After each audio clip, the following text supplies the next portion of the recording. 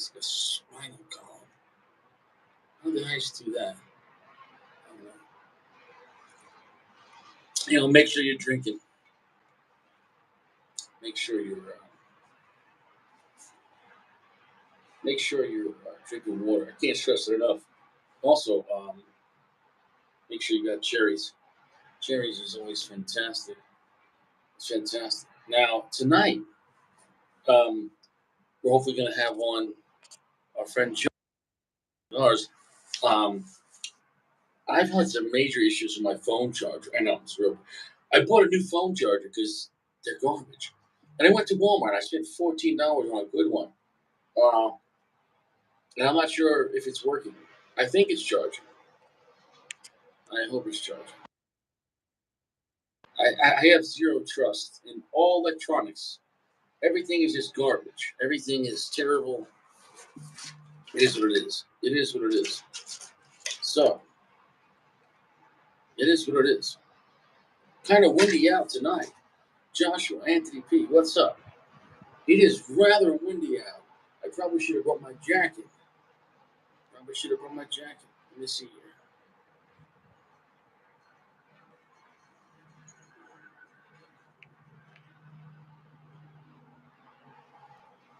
Hey, what's up, Jeremy? What's up, brother? What's up? It is what it is. I really hope that we don't have any issues. Give me 1 second here.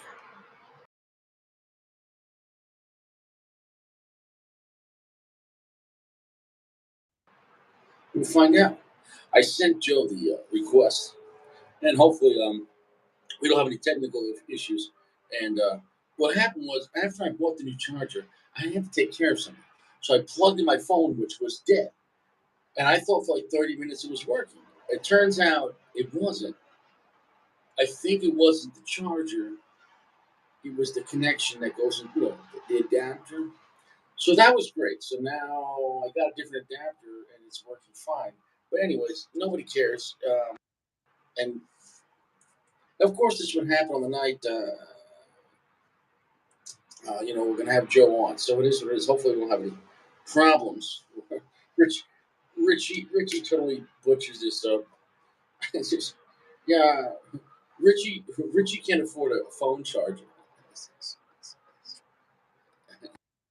Richie's phone charger doesn't work. Ha ha, Richie, you don't have a phone charger. Let me text this guy.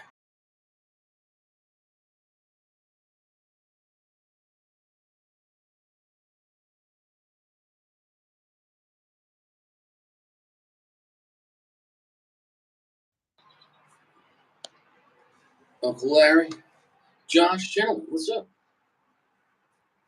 It is what it is.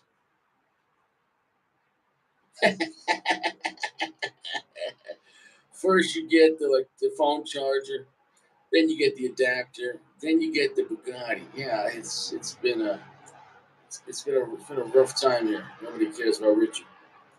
It is what it is. It's got a single cap on that. It feels like so, it is what it is. I sent him. I sent him the thing. We haven't seen him yet. Hopefully, he's able to get on. That would be something. He said he's on standby. So if this doesn't work out, it's because of technical difficulty. He said he's on standby. Anyway, I hope everyone here is doing well. I hope you're staying fresh. Hope you're staying out. It's really windy out.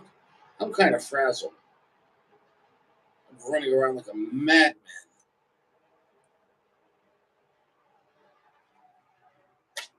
Well, it's what it is. It's what it is. It's what it is. Well, it is what it is. I don't know.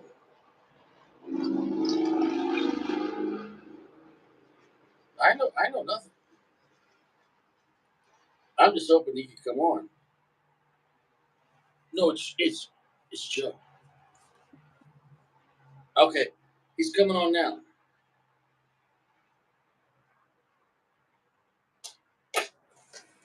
So we're gonna find out. We're gonna find out. Just in soft, gentle heat. So okay, it's coming on. So gentle.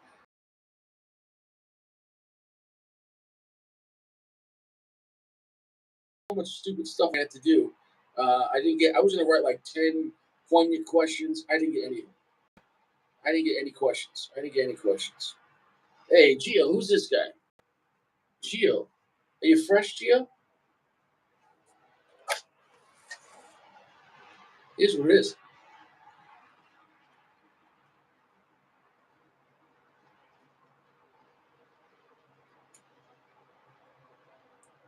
Are you fresh? Chill, chill out, Daddy. Chill out, Daddy.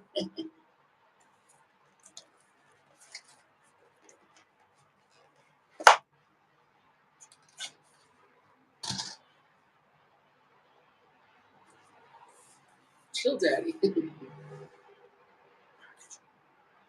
Here's what it is.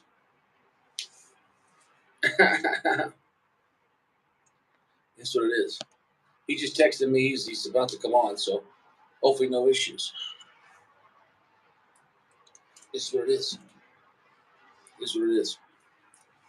What's everyone smoking tonight? What's everyone? Joshua's here. We got Jeremy, Gio, Flex, Uncle Larry. What's up, brother? Dream Life, Chewy. He said news. Think Forge competes against themselves being heritage. We got. I don't know. Oh, we got a flex already by Gio. That's a lot of flex there. 99 cents. It adds up. Look at this. This thing is sliding. Ooh, ooh.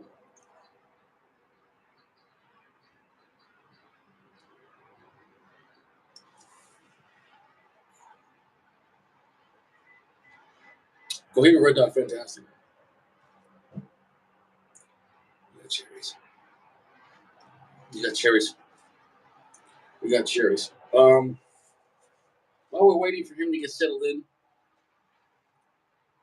I hope everyone's fresh. We got a nice sunset here. I can't stress that enough, you know? It's the little things in life. Fresh food, 2 showers. These are important things.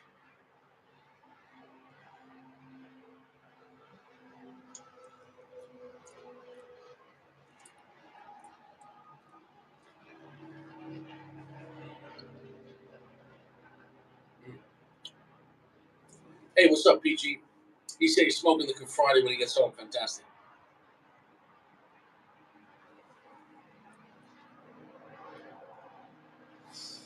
PG, long PG. All right, now we can get the party started. PG's alive. PG 13. PG 13. This cigar doesn't disappoint, but make sure you dry box it. It's very thick, heavy tobacco. It is what it is. It is what it is. I can't stress that enough. I can't stress that enough.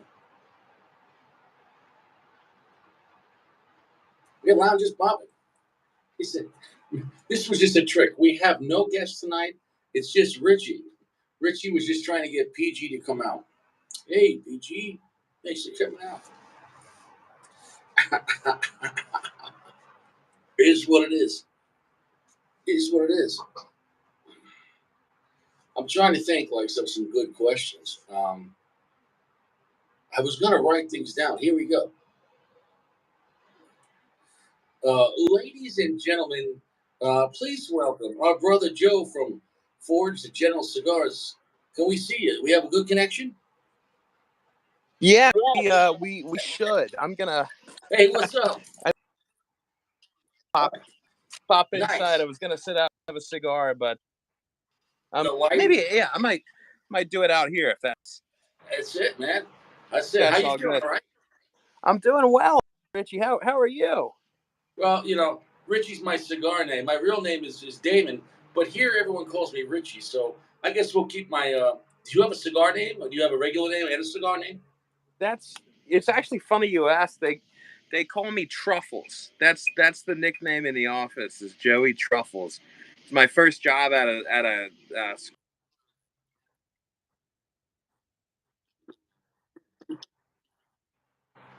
That's a good name. You can call it a lot worse. So Yeah, it is what it is. yeah. So, well, first off, thank you for coming on, man. It's listen, we're just regular guys sitting on somewhere and smoking cigars. So please be relaxed. You know, I've got about 50 questions, and I need your last four: blood type, religion, and then your mother's maiden name, and then we'll be good. Yeah, that's good. That's but I've got to give you the company line on all of that. So Yeah. yeah, I got to check. So Yeah. right off the bat, a nice easy question: why General Cigars as a whole, STG? What do you guys do that's different, better, the same than everyone else? Just if you were trying to sell me, and I've never had a cigar before in my life, what's good, what's bad, what's great, what's just give me 1 minute if you had to sell me on why I should smoke General cigars in a vague way, not like one brand or one cigar. You know, Right. We do a couple things really really well. We so we're very consistent. We've back in the 80s. They always said what made Macanudo Cafe the best selling cigar in America back in the day was that it was, it was the most consistent cigar out there. And so we're really good about that consistency. Resource in terms of tobacco. We've got, tobaccos going back years.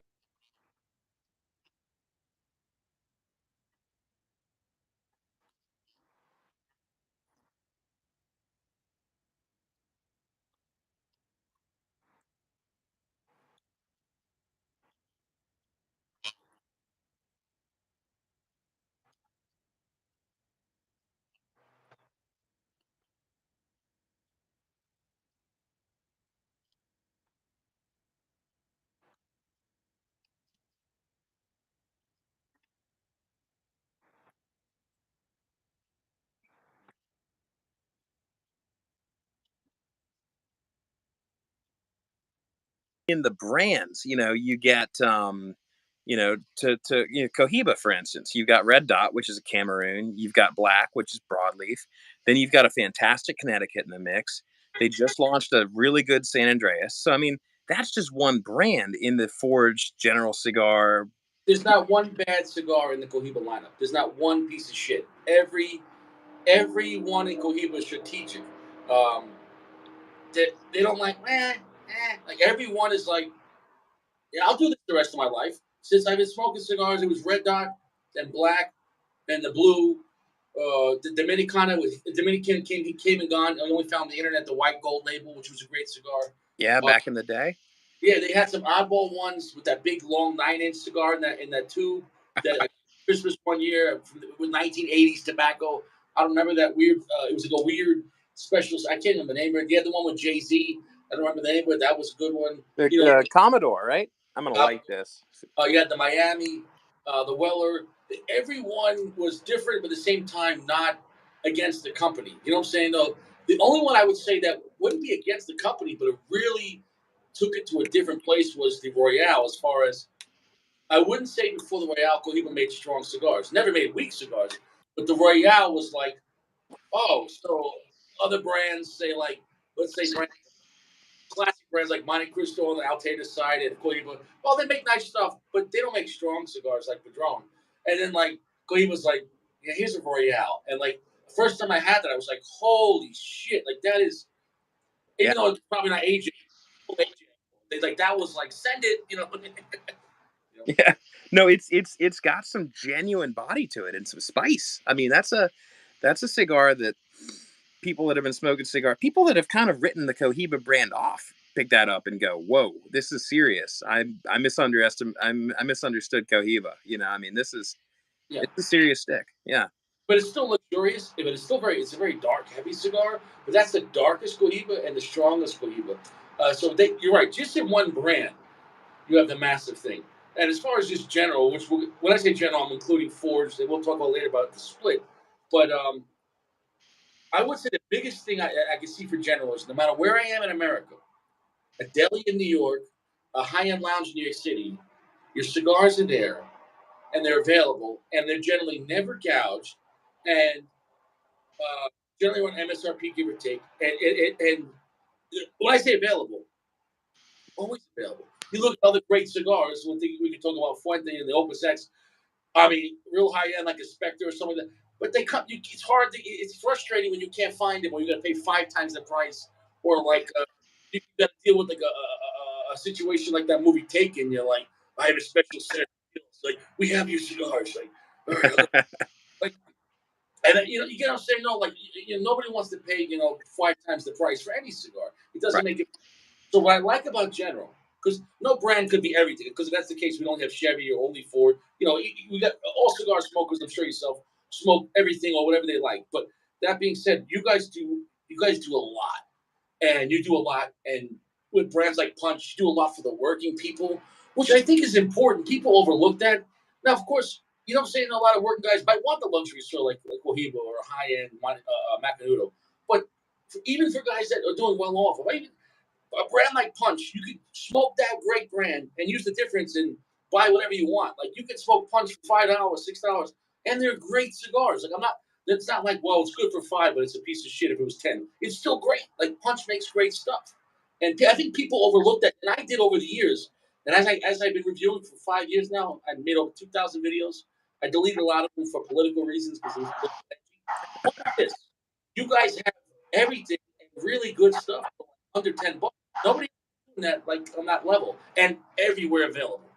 Yeah, I mean, we are a friend of the smoker. I mean, we've yeah, there's our stuff does. You're exactly right. Doesn't get gouged. We have a lot in our portfolios that are affordable. I mean, I just put out Boulevard Grand Republica. This is a 7.99 Robusto. Sorry about Dude, the. it's 20 a gallon of gas in California. Like that's a great cigar. And like here's the thing though, because you guys are the friend of the people, I think a lot of people go, oh, it's gotta suck. Look at But first off, you guys will get to, I have things, but you guys collect what the most tobacco out of any other. If you collect all of STG and all of General, do you guys have the most tobacco or procure the most? Do you grow everything? Do you buy? Is it a mix of both? I'm a little out of my wheelhouse on that. I don't know if it's the I, most, but we're up there. We're up there for sure. You know what I yeah. mean? We do grow some. I've been. It's fun on my on my personal phone. My background is me in a tobacco field. So we've got fields in the DR, and there's some really interesting stuff they're doing down there with some seed varietals and try experimental tobacco. So yeah, I mean we've got an incredible kind of library of tobacco, vintage tobaccos, Right. um, tobaccos from parts of the world you maybe haven't smoked. You have stuff Uh, from Nicaragua, you have stuff from Africa, you have stuff from. I'm not sure if you have stuff from Peruvian. I know. I think you might use Costa Rican. I know you have Honduran, tons of Honduran tobacco. oh yeah. So Connecticut. I know you do. Do you do some Pennsylvania? We do. Yeah, we do some Pennsylvania, a lot of Oh, Nicaraguan.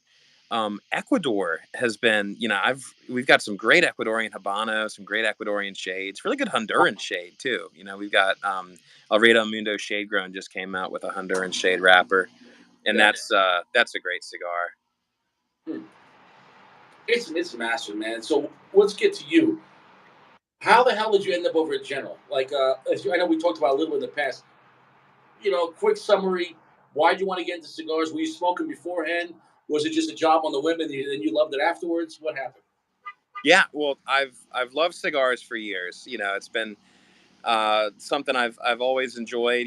Just even when I didn't know anything, I would amble into a humidor back when I was, back in the day, it was 18 was the age. So from then on, I love to go in and, at first I was just a regular kind of uninformed guy. I would get whatever, but getting to dig down into the tobaccos got to be something, and I'm a little bit obsessive, or I can be. And the air conditioner kicked on in the background. I hope you can hear me, Oh, it's fine. but so I love kind of going geographically. I love smoking different regions. At the same time, I had a marketing background. My first job out of school, I was marketing manager for Truffle Farm. I worked construction a little bit during the pandemic, but then after that, I got on for a year at an ad agency, and then after that, I was at an office supply company, and those were great experiences. But it's a lot more fun to work in marketing when people are really excited about your product, Right.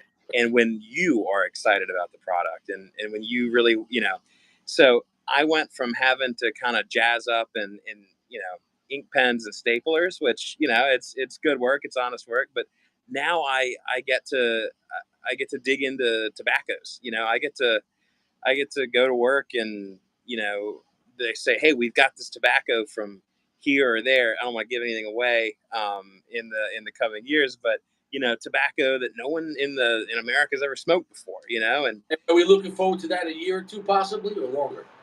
yeah, there's some cool stuff in the works. Some of it's coming out next year, so I mean, it's not too far That's off, but gonna be. Is that going to be for one brand, one cigar, or for the whole company? there are a couple brands that are doing some interesting stuff. So I'll kind of tease. I'll leave it up to Ed Lehman to see how much he wants to talk about it. But he's working with some really cool tobaccos, and you can. That's really cool.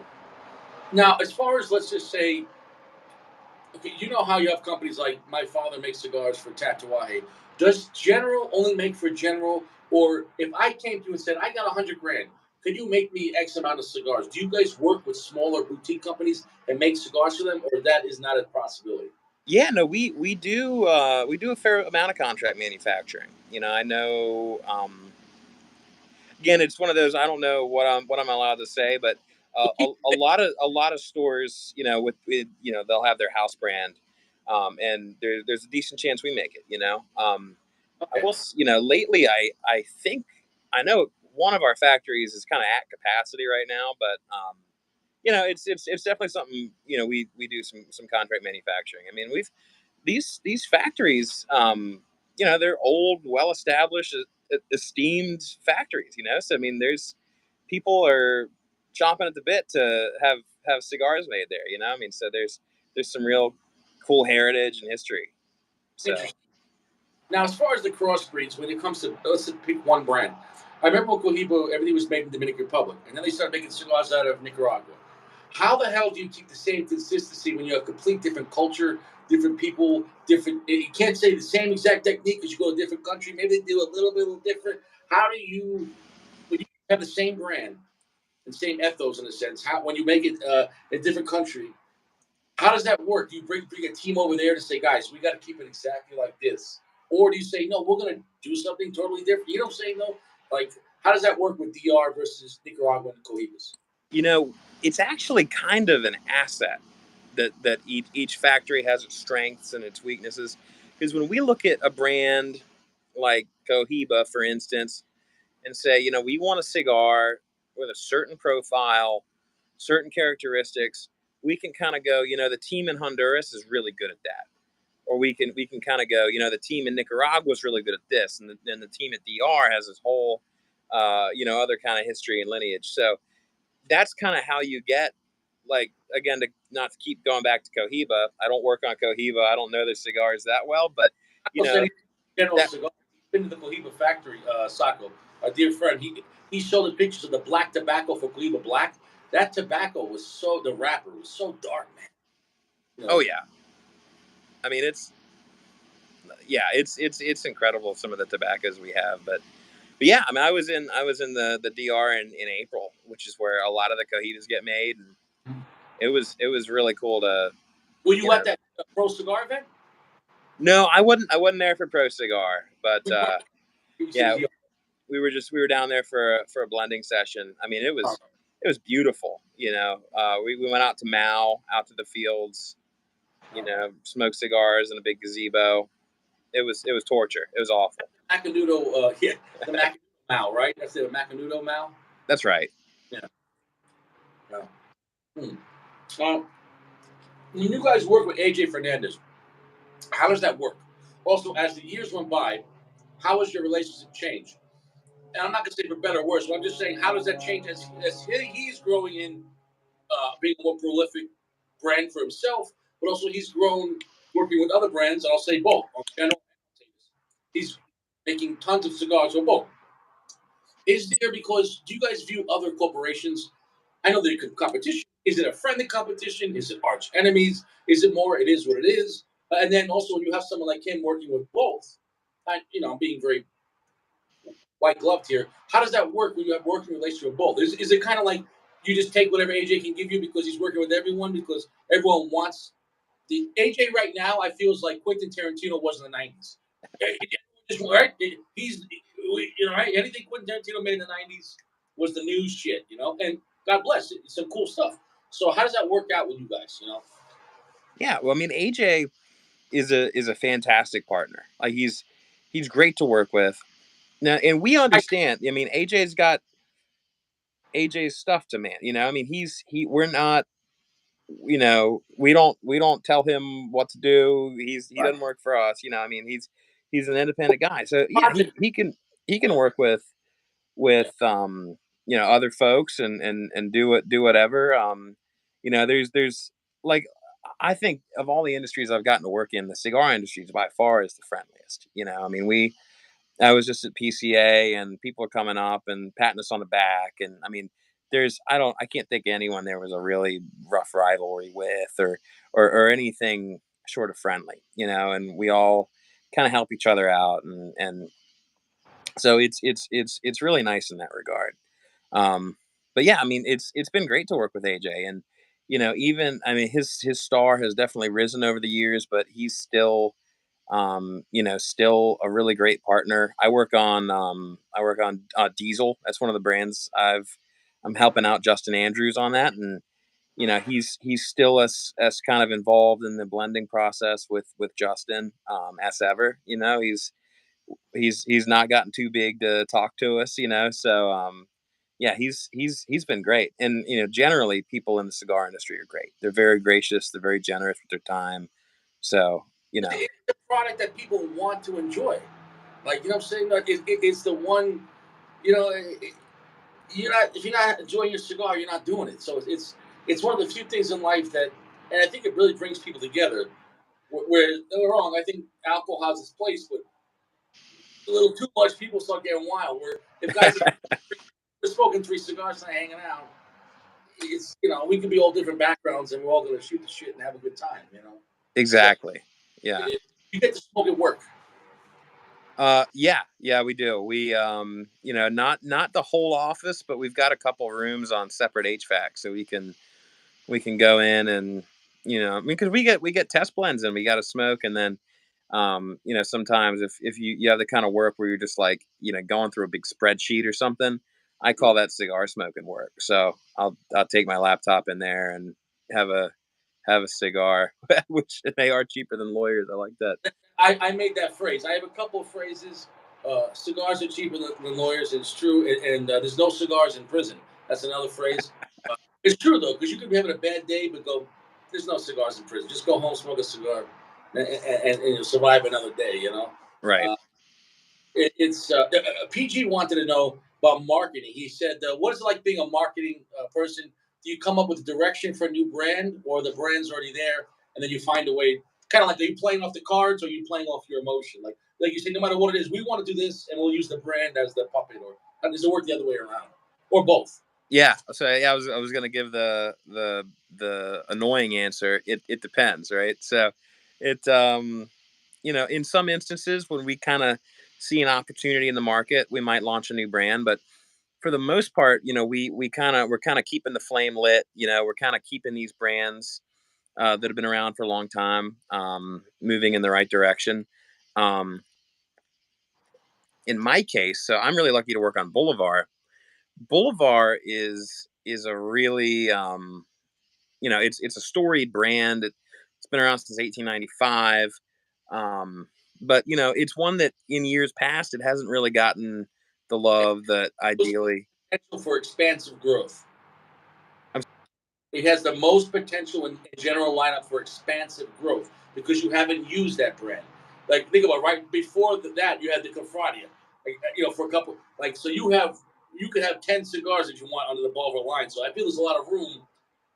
But the question is, as you have that room, you don't want to just make whatever. Are you going to have like a 10-year plan of these are the kind of lineups we want to have, and we'll slowly release them, or do you want to do an Inspirato? Here's 5 cigars: white, blue, red, yellow, orange. Here you go. I mean, Yeah, and we're not quite 10 years out, right? Because if you have a 5-step plan and step 1 is not as well received as you yeah, hope it will be, then you throw out, you kind right, of have to change direction, but we usually plan 3 to 5 years out, but it's not, I mean, year 3 is not set in stone, you know what I mean? right. Like there's a lot that can change there, but what I wish people realized when because I've got the title, I'm an assistant brand manager. You'd be brand manager, senior brand manager. What I wish people knew about what we did, you know, we're not just like sitting in the corporate tower meeting with the ad agency and like we identify a cigar that we think the brand could use. We kind of think like, look, here is kind of a gap in the Boulevard portfolio or the Punch portfolio or whatever brand, and we start blending, and then we start designing the packaging. I mean, it literally is like a marketing 101 textbook where they tell you all the steps of the product development and launch process that technically could be marketing. We do it all, and we get to see it from start to finish. Now, So the MSRP in the beginning, or at the end, or somewhere in the middle. Like, for example, you might say, we think it's going to cost this much. And then the next year, your tobacco, there's a problem, there's a shortage. You got to pay more for whatever you could get. And now it's like, well, it's going to cost more. You get what I'm saying? No, how yeah, does that, or do you say, this is going to be the price, we're going to make a little less, or we're going to try to make more? You know what I'm saying? And when it comes to a brand, do you think it's better to try to make like a mid-tier brand and try to bump it up, or take a higher end brand and bump it down so you can get more? I've seen both. Like, I seen Punch, and they made a higher end Punch for like 17, and I didn't try it because it's like, I love Punch, but I don't know about getting a luxury Punch because I'm only getting it for $8. So sometimes a mid tier, it's a risk when you make a luxury version of a mid tier brand for most people. yeah. No, I mean it again. It's one where it depends on the brand. You know what I mean? We looked at Boulevard and we thought, Cofradía is a great cigar. It has a lot of potential, but the brand has a lot of potential. And so we were like, let's go up a notch. Let's put out a cigar that comes in slightly more elegant packaging. It can be a little bit more expensive, but it's still an affordable cigar. It's still, it's not great. Right? We didn't go from the 650 Cofradía to a $22 cigar. No, You know what I mean? So whatever direction you want to move in that, you kind of got to go baby steps. But we but usually will get kind of a rough cost target, and when we work with the factories to develop the blends, we kind of keep that in mind when we're picking the tobaccos and figuring out what's going to go in it. And we also, a lot of the cost comes from packaging, and so that's one of the reasons that Boulevard Cofradía, it's in that cabinet style box. It's not real elaborate, and so and that's what's actually, we're not skimping on the tobacco on that cigar. Where we kind of skimp on the packaging, but yeah. that's how it's affordable at that price. But I would say compared to New World, yeah, now I might be skippy because New World cigars, a lot of them have. But if you look at like on the Cuban side, they're just using a lot of cedar boxes. So it's like, I had no problem with a regular cedar box, and you save me some money, and we'll get great tobacco. I have no problem. You know what I'm saying? No, we don't need, you know, any cigar. If you said, would you like it $2 cheaper? I don't care if it was in a paper bag. I'm like, yeah, all right, give me. Yeah, you're not smoking the box, Yeah, So, and I mean, and I love. I mean, that's a really cool part of the job is getting to do the packaging design, kind of figure out how it's going to live on the shelf. But end of the day, this comes first. I mean, that's what. Like I said, you're not smoking the box. So yeah, it's that is a factor. Would you ever do something like other companies where you could just refill the box and save money? Let's just say I was going to order a refill on Punch Golden Era. Hey, save me $10. Just give me the thing in a bundle, and I already have the box at home. Would you guys ever do that, or that's too complicated? it's funny you mention that because that's you'll No, you'll you'll see one told shortly. Yeah, no that's one told me. I swear my daughter's like, no one told me that. I just yeah. No, it's something we've done in the past, and It's, I mean, it for certain cigars, it works really well, Yeah, I mean, but I mean, also every retailer is different. So some retailers think, hey, that's a great idea. I'm going to keep my box. Some retailers go, what do you mean? No, I threw that away. It's empty, So yeah, all of these ideas that we think are going to just go great, but yeah. then in practice, like half the retailers love it, half think it's dumb. It almost doesn't matter what it is, Or you but get the retailer that he takes it, gets the bundle, and he gets at a lower price, and he doesn't lower the price. He keeps the difference. Yeah. yeah, that's that's been known to happen too. So yeah, I mean, I'm that's talking more for online purchases because let's be real. I don't know what your percentages are. If I had to guess, you sell more cigars online than at stores. Is that true? Is Richie wrong? Do you sell more boxes and singles complete online total, or is it stores? What do you move more in I volume? I don't know the breakdown in total. I know it varies from brand to brand. You know what I mean? So like certain cigars, they're brick and mortar staples. Certain cigars do really well online. And it's almost hard to tell. It's not the sort of thing where I can say like, oh yeah, this type of cigar does really well online. This type of cigar. I mean, there's almost no rhyme or reason to it, and some of it I think happens elsewhere in our business. Where I'm not. So I don't know everything. I design the products, launch the products, support the brands, but A but I, massive. I mean, I would imagine you are probably right that in terms of volume, I mean, just because people when they buy online, they tend to buy boxes, and I would say but smokers are buying boxes. The casual person goes to a shop, buys one cigar, whatever. Once you're like, I'm going to start collecting cigars or get really into it, there's no incentive to go to a store because even online, if you save $3 a stick, that's a massive difference. You know what I'm saying? Because the store's got to make money. So you're still going to, you know what I'm saying? When you make your MSRP, and let's just say the cigar is selling $10 a stick online and the store is selling 15, are you still making the same amount of money because the store, now you're just cutting out the store? And it's in America we could buy online. In Canada, I don't think you can. So I mean, do you worry about losing online sales if they ban online sales? I mean, obviously any ban is bad for us, I mean, we on our side of the business, we really don't worry about online. Online kind of that's it's sort of its own thing. Um, Obviously, we're not in support of an online ban. I mean, that would be bad for No, smokers, be bad for us. politicians say that though, because Yeah, yeah, yeah, other places are mad about taxes or something like that. Whatever. You know. yeah. But yeah, I mean, that would be bad. But no, I mean, we what we try to do, and I can only kind of talk for myself, but what we try to do is sit down and just make a great cigar, Mhm. and then at a certain point, whether it sells online or in retailer from where we sit, that horse is out of the barn. But Yeah, exactly. You make the product. You're the wholesaler. After that, you really can't worry about it. It's a lot. It's a whole lot. There's people that will worry about stores, mid tier people, warehouses, supply. Um, it's massive. You think about it. What you guys do, but then once it's made, after that, a lot of things happen.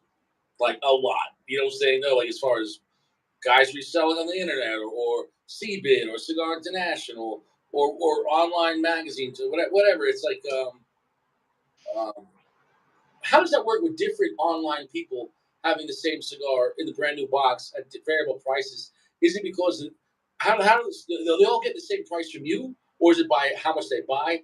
You know, saying no. I know we're not going to try to compare a certain name place, but how does one place like Joe Cigar versus Mike Cigar? How does one guy have the same cigar and he's selling the box for $20 cheaper with a discount code? Is it just because he's dumping liquidation, or he doesn't care? He wants to move more volume. Like, do you have a set price that they can't be sold lower or higher? I know a lot of the time we do, and I can't speak for what people do when they sell the cigars at retail. I mean, so if you I guess if you want to come in and be the loss leader and sell the cigars for a nickel, if you think that business, we don't want people to do that. We have contracts, we have pricing agreements, Yeah. but I mean, I really don't know, to be honest. I don't want to disappoint, but No, that's okay. that side of the business I don't really know a lot about.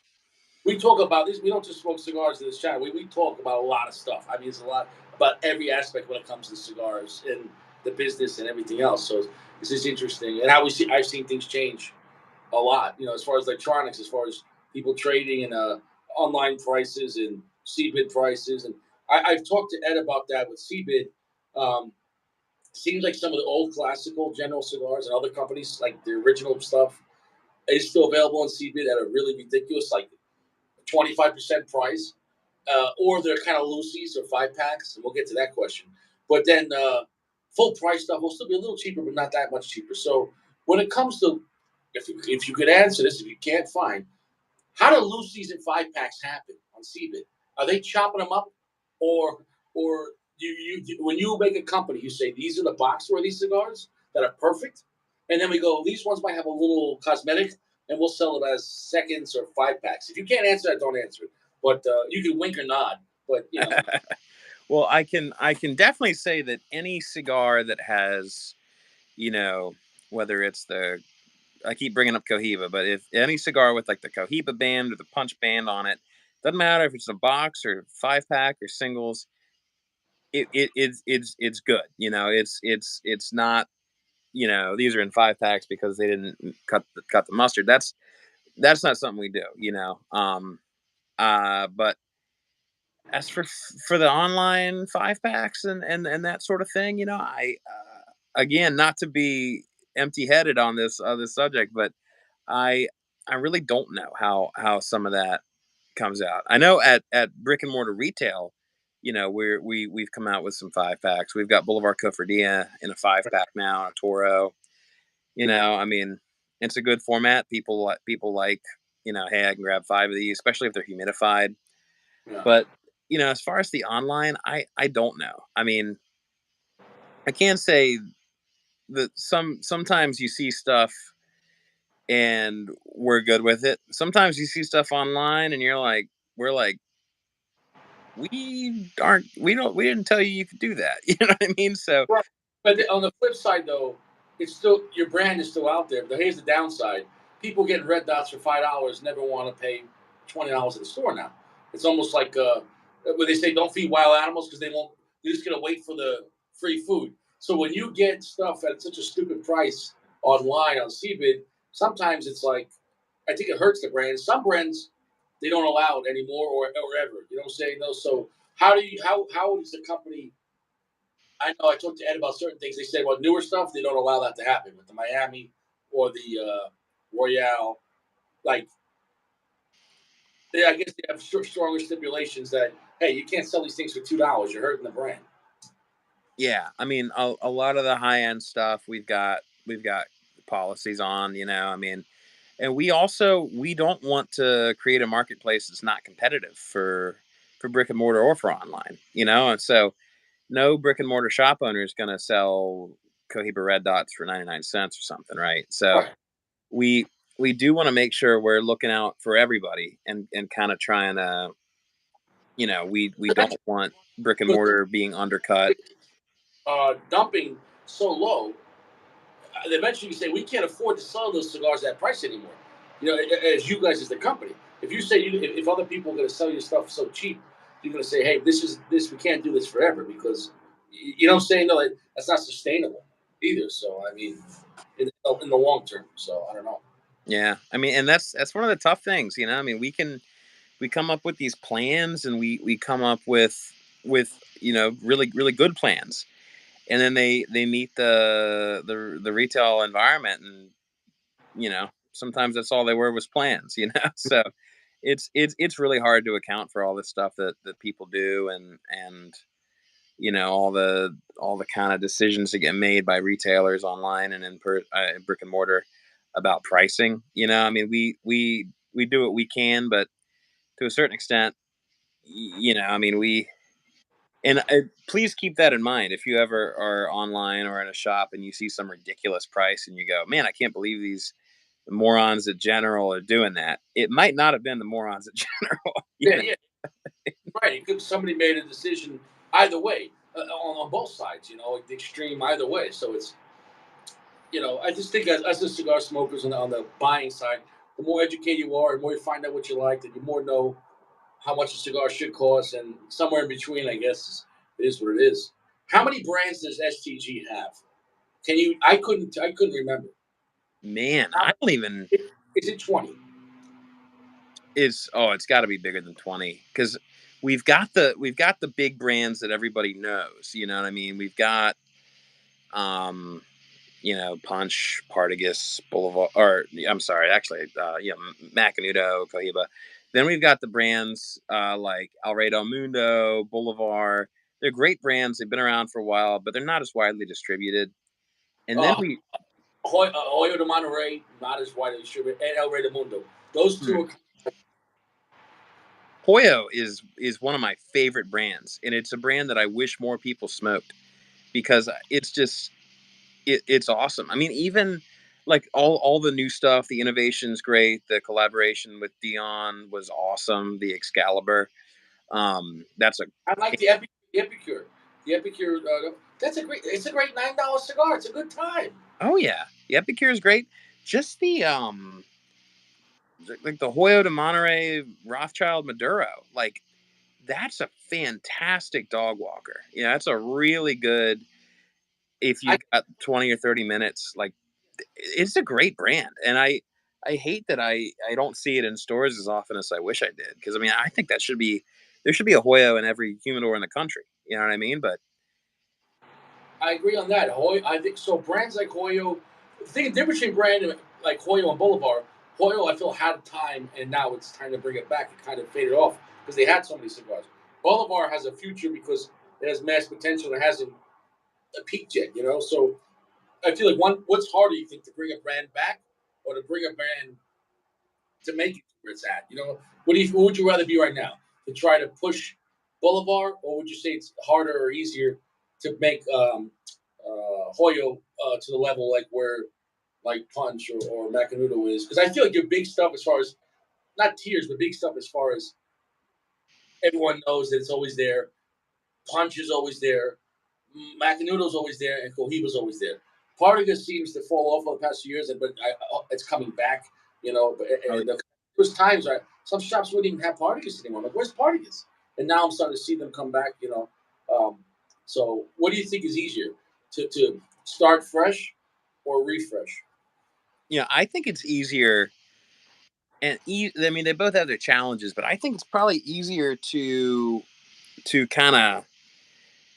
kind of start fresh like I am on Boulevard. You know what I mean? There's been Boulevards in the past, but it's I get all of this really cool. I mean, we had retailers reach out as soon as the press release went out, like, when can we buy this? Because they were like, this is cool. This is new.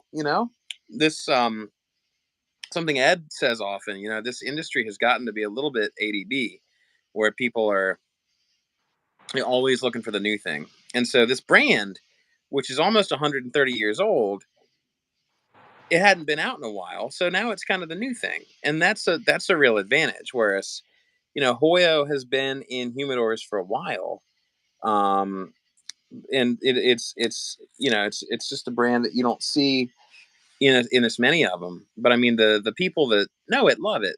But so like, and that's kind of an interesting situation because you've got to worry if you do change, if you do redirect a brand that's been around for a long time, you worry about alienating the people that already love it.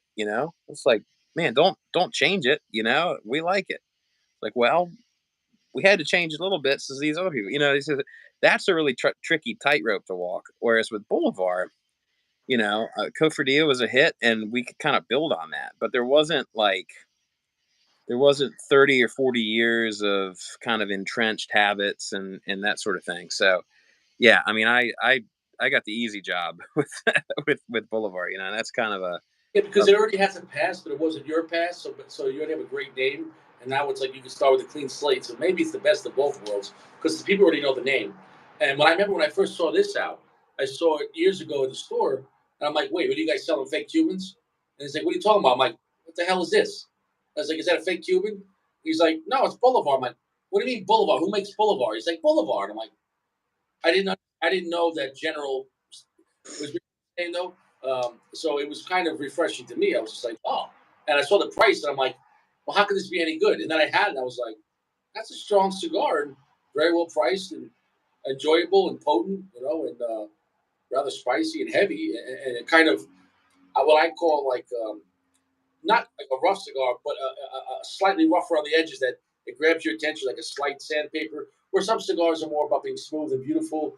It's kind of like I look at it as there's two kinds of cigars: cigars that have your back, and then cigars that take the moment. What Both are good and bad. If you want to relax, you don't want a cigar that takes the moment.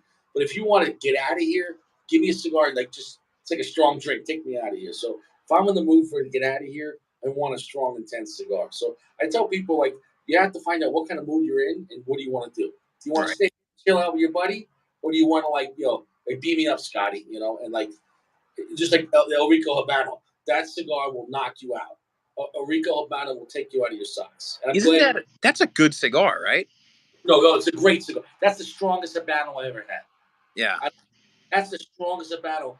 That thing made me like, bro, like, Yeah. That's a serious cigar, and that's another one you don't hardly see it anywhere. But we make it. It was one of those blends we got from. It was one of those blends we got when it was an Ernesto Perez Carrillo blend.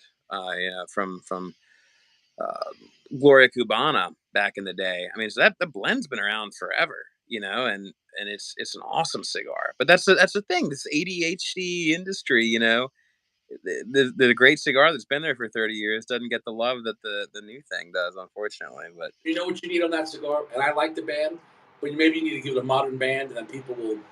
Maybe you need like a 4-inch band. I don't know, just to keep. You know what I'm saying? Because sometimes the old classic band people are like, oh, that must be an old cigar. Who cares? Sometimes, if you look at the new stuff that's coming out, it's generally the bands are pretty big or eye catching. I'm not saying that's what I want, but I hate to say it, but people want to be impressed on that or it catches their eye because there's so much competition. You right, know, yeah, that's absolutely true. It is tough. It's tough with these classic brands like Boulevard. How do you grab people's attention but keep it old school and classic? I mean, it's tricky. So well, like what we I made don't second band was that we made the band a little bigger on Grand Republica. I like that Yeah, one better. I do like that one better. I like that. But when do you decide on a second band or two or three? Is that a decision like, hey, we're only going to do one, or we can say, hey, we want to do two bands? Like, why or when do you decide that? yeah. I mean, it's a secondary band is really helpful when like when we launched Grand Republica. Well, Cofredia was out in the market, and so we wanted to let people know, hey, this is a Boulevard. It's different than the one you've seen.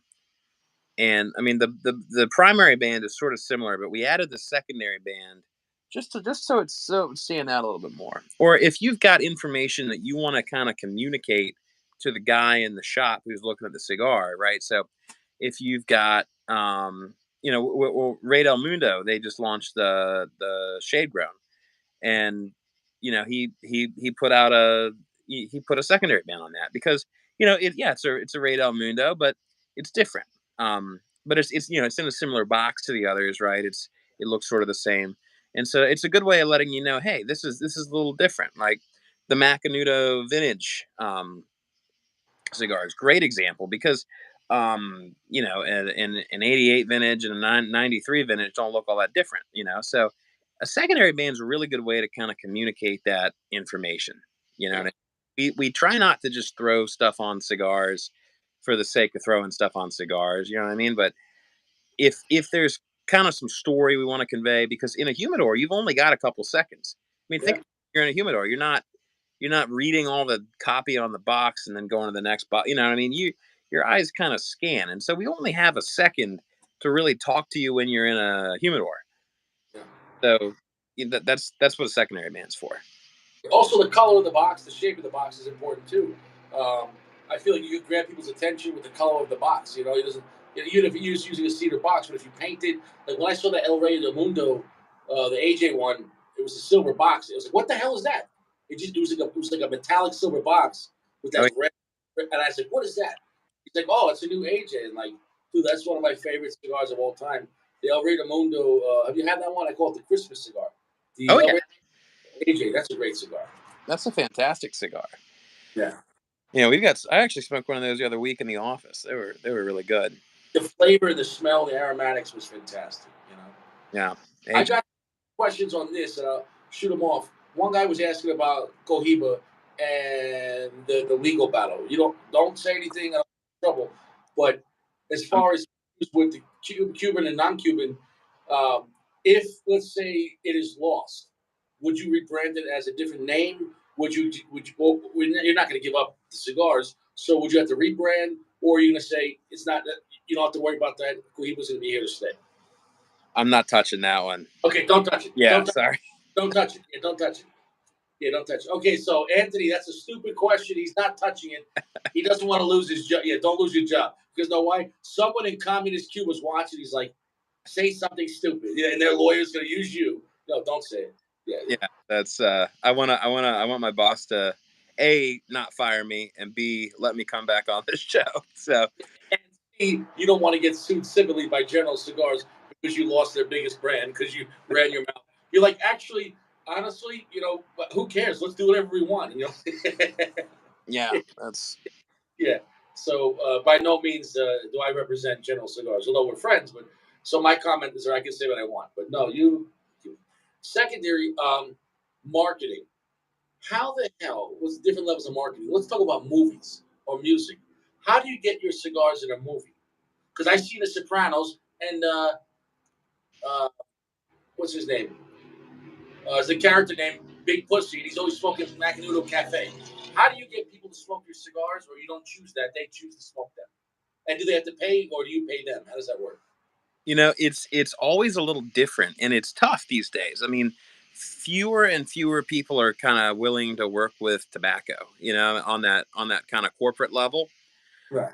You got to think it's a big. It's not just a director. It's not just Martin Scorsese going, "Hey, you should have a cigar." It's at this point, with the product placement and the brand partnerships and stuff. We would be working with some big entertainment studio or something like that. And a lot of them have these blanket policies like, hey, you can't work with tobacco. And it's kind of a shame because a lot of that comes from cigarettes and you know that kind of marketing. And we know that cigarettes and cigars are like apples and you know Right. cinder blocks. Like they don't have anything to do with each other. But I mean, that, I'm not worried about cigars and cigarettes. Let's worry about the cops and let's worry about people on fentanyl and heroin. Take care of that. You know what I'm saying? That's a bigger problem in our society. Not because you're smoking a pack of Marlboro Red on the way to work. Nobody cares. People are on like tranquilizer that like losing body parts. That's a problem. Like yeah, I'm amazed. I look around at the world sometimes, and I'm amazed that anybody cares whether or not you smoke a cigar. You know what I mean? It's like of all the problems in the world, these, if anything, bring people together. They slow people down. They, You know why people don't want to see anybody happy? They yeah, don't want. They're jealous. They don't want to see anybody happy. That's that simple. You know what I'm saying? Though, when they see people strung out on drugs and miserable, they're like, "Who cares?" And they see you like, "Oh, this is a great Maduro." They're like, "There should be a law." yeah. What's that? There's that quote. Like H.L. Mencken said, Puritanism is the sneaking suspicion that somebody somewhere is having a good time. Yeah, yeah, yeah, that's a funny one. Yeah, I never heard that one. Yeah. I mean, it really is all of it. Yeah. I mean, people. Yeah. If you look like you're having too much fun, someone's gonna try and come stop you. But yeah. Larry wants to know: are you going to make that El Rey del Mundo AJ Fernandez? Could we stop with the 3,800 boxes? Could you make that a regular release? I don't know. I mean, I don't. My good friend Corey is the brand manager for El Rey, so I don't. I really don't know how that one did. You know what I mean? I mean, because there are a lot of cigars that we love. We're like, this is a great cigar. We got to put this out, and we put it out, and it does okay. So I, Right. And also, I feel like it's maybe a niche market. The guys that smoke it love it, but not enough guys are trying it. For example, I'll be honest. I don't smoke a lot of El Rey because I don't even see El Rey de Mundo. So I wish I would see more of El Rey de Mundo out there. And humidor and lounges aren't getting any bigger. So that's another question. So how do you, with all your brands, limit or you know what I'm saying? No, it's you have a shop and for example, when I got the purple, the guy told me, "Well, you got rid of the Royale." I'm like, "Why?" He goes, "I don't have any more space." So I told the guy, "I'll get the purple, but the Riviera, but the Royale had to go," and that was that. So in a way, like some places just don't have any more room, you know. Oh yeah, it's an issue. I mean, it's always a battle for shelf space, and like I said, it's a very friendly industry. So we're not going like we're gonna take X, Y, and Z and take them off the shelf. Like it's when our guys come to shops and our reps, it's never like that. And so you're right. A lot of the time when we put something out, it means something else comes out of the general case. I mean, you're totally right about that. Now, does General? You can wink and nod. Don't answer. This is going to be a stupid question. Does General secretly work with other companies that are not General, as far as tobacco or as far as any other category that you will not admit to? um I don't I don't think there's much that happens in secret, you know what I mean? Like on the tobacco buying side, I don't really know, but I mean, I'm sure like I know this was a long time ago, but I know the Partagas 150s had that 1977 Cameroon wrapper, and I know we bought that from Altadis back in the day. So I mean, I again, I don't really know, but I kind of think the tobacco market is kind of like, look, do you have it? If you have it, we need it, we'll buy it. You know what I mean? I mean, I think that's pretty can be pretty porous. I don't know of any secret collaborations. I mean, sorry if Oh, that's a boring answer, but I mean, usually when we collaborate, I mean, as you've seen, when we collaborate, we want to tell people. You know what I mean? Like we want when we did that Boulevard last year or 2 years ago with Robert Caldwell, we're like, let's tell the world. We did that Hoyo with Dion from Elysian. Like, let's let's let people know. So, I mean, unfortunately, no. I wish I had some kind of trade secret I could wink and nod about. But honestly, it's such a friendly industry that there's not much that happens in secret. well, my connection is this. Sadly, the brother to Padron, he passed away. Both have passed away. But he used to work for Punch and also I think Partagas and something else for you guys. What was his name? Um, is it Orlando Padron or no? That might be. I'm not 100% sure. I believe he blended the Cofredia though. He did, right? I think so. Yeah. No, but I know he blended some other stuff for who else? What was cigars am I thinking? Why am my mind going blank? You know what I'm talking about. He worked in Honduras for Yeah. a long for you guys. He made a lot of the punches. He made a lot of other cigars. And then you have this Benji Menendez. Did he pass away, Benji? I think he's still around. I don't think he's been as active in recent years, but There was a Benji Partagas. That was my favorite Partagas back in the day. oh, I actually smoked one of those a couple of months ago. Dude, how did you find that shit? It was one of the guys in sales who's been here for years had one, and we were talking about it, and it's cool. It's really cool every time we get to kind of tap into the archives a little bit. And Did it's you bring that we don't cigar? what's that? Did you bring that cigar back? Wish. I guess we still have the blend. We never say never, but um, I love like one of the guys, the president of the Forged Salesforce. He was in the office last. He came in. He brought all of the brand managers like a different selection from his own humidor. He brought me like the old Dunhill Heritage Robustos. Well, you guys on Dunhill? Back in the day, I don't really know what the deal is with that now, but we used to like 10 years ago, and some of those are really good. Like the old Dunhill Signed Range is really good. The Foundry Boulevard and Ramon Iones. Those were good stuff. the big red and the big blue one. They Yeah. were, and those ones were actually good cigars. Hmm. They're great. They've aged well too. They've held up because I smoked one a couple of months ago, and it's funny. I was talking to Michael Giannini at PCA, and he was saying like, yeah, because he blended that, put that one out. And I was like, that was a really good cigar, and he was like, at the time I wasn't happy with it. Like we couldn't quite get the tobacco we wanted, and it was one of those that we just weren't quite happy with. But he said he smoked one like last year, and he was like, that's actually mellowed and kind of, some of the rough edges have gotten smoother as it's aged, and Yeah. yeah, it's a good cigar. I've got a I gave that cigar. I like that cigar. The Ramon Alones. I thought that was a good cigar. We're talking about the blue one. Because then there was yeah, the eight, right? yeah, that's right. That was a more higher end cigar too, right? There was an AJ Ramon Alones. I don't know if that was AJ or not. No, I'm positive. There was the AJ Fernandez Ramon Alones. It was $15, and but I don't think it was General though. I think it was under just AJ, Huh. and I could be wrong, but there was literally an AJ Fernandez Ramon Alones. But now Ramon Alones is back under you guys or no? Oh, we haven't done anything with that brand in years. I mean, that's another, never say never, but I haven't heard anything about bringing that one back. Interesting. Yeah, man, you are stacking dimes on that. It's easy, man. I make them dance. It's really it's nothing. You know what I'm saying? No, it's nothing. But and then I do drop testing. So let's just see.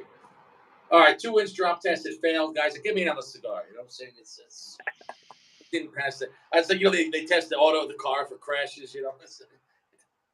But yeah, interesting. So Ramon Alone. So it'd be interesting to see what about that. I think that's a good brand to bring back. Would that be under? Because did you guys receive everything that was Foundry? Is Foundry Forged or no? A couple of those brands that got the foundry treatment, like because there was a Boulevard Foundry.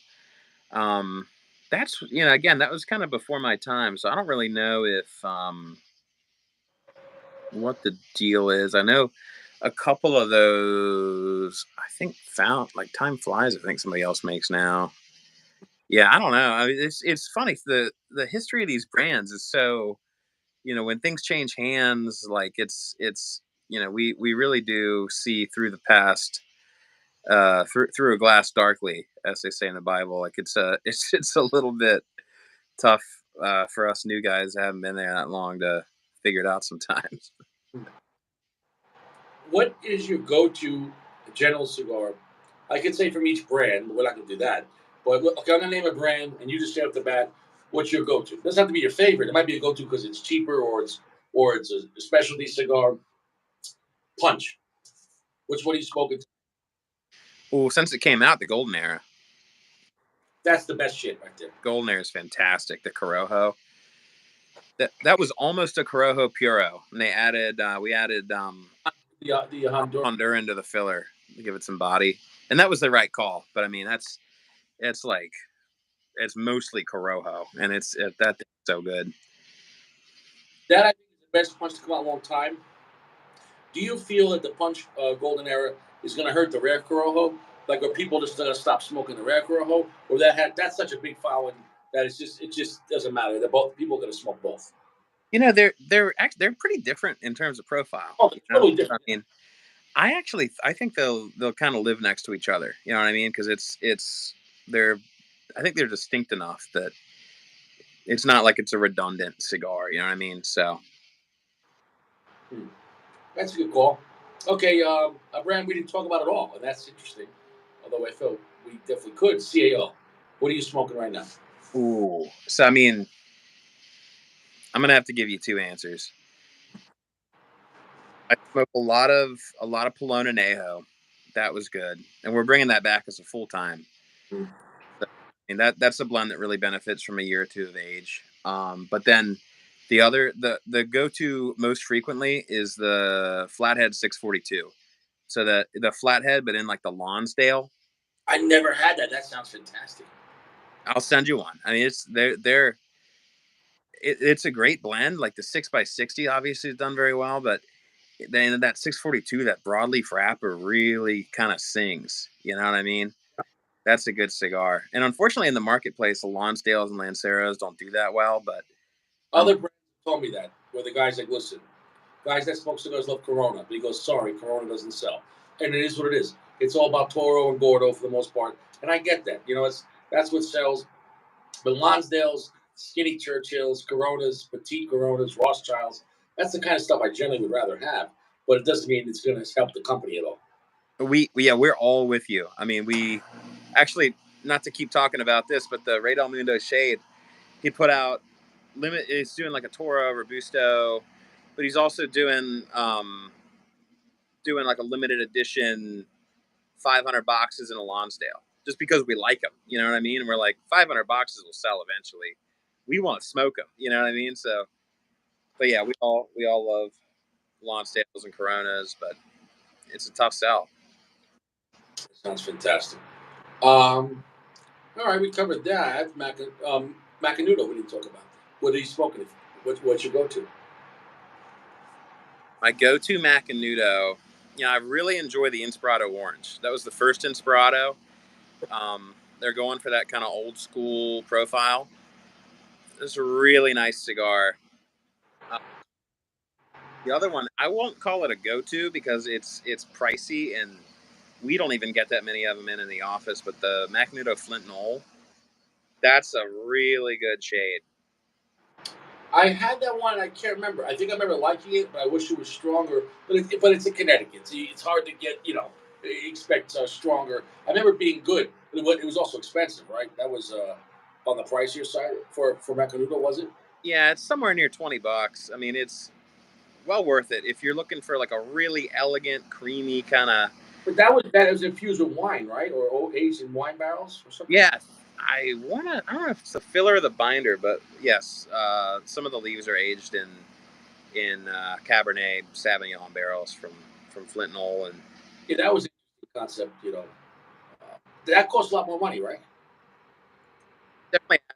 I mean, it's another step. You know, what I mean, there's more labor, there's more material, so yeah, it does add a little bit to the cost, but it's cool. It's an interesting treatment. So, yeah, Are you going to make another luxury brand, or you're topped out? It's going to be Cohiba. Like for example, like Camacho, you have a Davidoff, but you also have Avo that's almost Davidoff level, but it's not. Are you going to make something like sub Cohiba, like above, let's say Macanudo, but in between Cohiba, or like the brands are done? Like, because I know you have Sancho Panza come back to the mix. That's mid tier. Are you as far as brands? Are you guys funny with brands, or you rather just extend a brand, or you get because they're sure like you make the one Cohiba Blue, which smells great, but Ed says they're not going to make more of a mid tier Cohiba because they don't want to change the brand what it represents. yeah. I mean, I think the brands pretty much are, and this is for the next couple years. I can't see into the future, but the brands we're pretty much happy with. You know what I mean? We Within the brands, though, I mean, yeah, I would say some of those, like the Flint Knoll, that's a Macanudo that kind of plays in that Cohiba range. You know what I mean? So we have cigars that come out from some of our mid tier, our premium, but not luxury, not ultra luxury brands, and those kind of do what you're talking about. I mean, those kind of play in that sandbox, but I mean, Cohiba does so well for us in that luxury space. Like, why mess with it? You know what I mean? It makes more sense because you can test out another brand. It's like Partagas. I feel it's a nice mid tier to upper mid tier brand, depending where it's at. Like the Legend is a higher mid tier or luxury, but if it doesn't work out, you just stick with your core stuff and you try a little. For example, are there cigars you make that you're like, this is not about passing or failing? You wanted to make it, but if it fails, it's not going to break the brand because you only made 10,000 boxes. So when you make limited boxes, is that something that you guys can make something you guys want to make? And if it sells, it sells, but you're not banking on it. Is a different pressure when you're making something you're not banking on. You know what I'm saying though? Like for example, like Punch EMS or Macanudo Cafe. You can't screw that up because you guys move a lot of that shit. Yeah, yeah, no, we do. Yeah, the limited editions. Yeah, we get an opportunity with those to kind of play with stuff, and it's not that we're throwing stuff at the wall. Like it's all stuff that we're excited about. Although one day that'd be cool if you just made random shit like bingo. You're like B2, and you just make a random cigar off of like I don't know. So I'm not okay, but It is fun, like because we get these test blends, and after a while, like you can't remember. They get these paper. I sent you one, the like paper band with the code on it. After a year, you don't remember what B16-18 means. You know what I mean? yeah. So it's kind of cool to grab one out of your humidor and kind of think, what project was this? Well, it tastes like there's some Cameroon in it. You kind of like reverse engineer it. So, I mean, yeah, you're onto something maybe, but Well, let's take a. I know we keep coming back to Queen. Let's take your red dot. Why have you kept the red dot the same? I appreciate the donation. Why have you kept the same? Meaning, let's think other brands. Let's say because red dot's a luxury cigar. Let's say like a brand like Opus, where there's different kinds of Opuses. You change the wrapper, but keep the core blend. When it comes to red dot, how come you won't make a stronger or a lighter version, or change the wrapper totally, keep the blend? You know what I'm saying? Kind of do an offshoot. Like I'd like to see a red dot, like a stronger version of the red dot, like a limited reserve, but like you know what I'm saying? No, but other brands will do that. Like they'll take, let's say, like Don Carlos and his personal reserve, or other companies will like they'll keep their core blend. Like you had the Monte Cristo Espada, but then you had the Oscuro. So why can't we see a red dot and a different version? But keep the red dot, but just kind of, you know what I'm saying?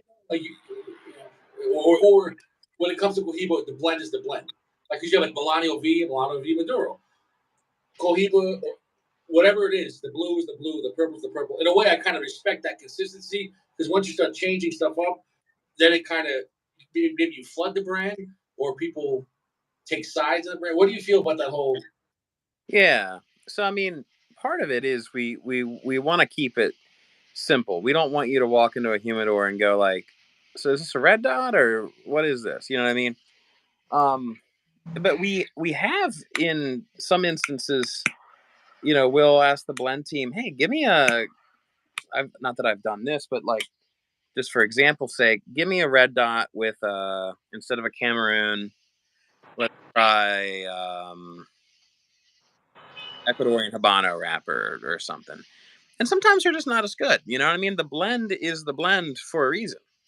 And Absolutely. so, I mean, sometimes these things, like, they're cool to try, but you're like, yeah, if it's not broke, don't fix it. You know what I mean? Oh Red no, Dot I does it really does. well for us. Yeah, it does always make it better. And so, So if we're going to make a new Cohiba, we want to make a new Cohiba. We don't want to just kind of put the same thing out with a different wrapper. You know what I mean? right, where other brands do that, then it's like it comes in sun grown, natural, Maduro, Oscuro, and Habano, and it's the same cigar, and then you got to like try all four, and you're like, all right, I don't like this one. This one's okay. This is where it's like the original intent. You know what I'm saying, though? And that Right. comes down to prices too. When you guys make a cigar, take any of your cigars. What's the original? You can't have original intent on three sizes because when you make a blend, it's the blend. You can't because once you change the size, gauge and length or both, it's not the same cigar anymore. So when you make a cigar like the Riviera, what was the original intent? Was it Robusto? Was it that Gordo? Or was it that Toro? What was the original intent of the blender saying this is the cigar? And then you said, great, now make it smaller and bigger, and then we'll sell all three. How does that work out? The I can't speak to that project, but we usually do our blending in a Robusto size. And then we do smoke, if we're putting out like a Robusto, Toro, and a Churchill, we smoke all three and make sure they're good.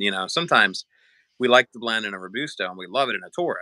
I mean, we've all got our kind of preferences as far as size and um.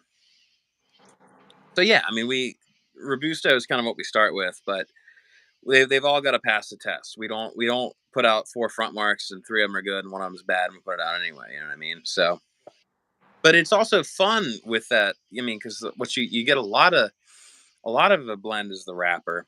A lot of it is actually the binder. There are a couple cigars you kind of notice the binder. Chief among them, actually, the Partagas Valle Verde that just launched with it's a San Andreas wrapper, but I think it's got some age on it. That's the new one, right? That's the higher end part of this. I haven't seen it yet. That's the new one. I think Anthony smoked that one. He said he liked it.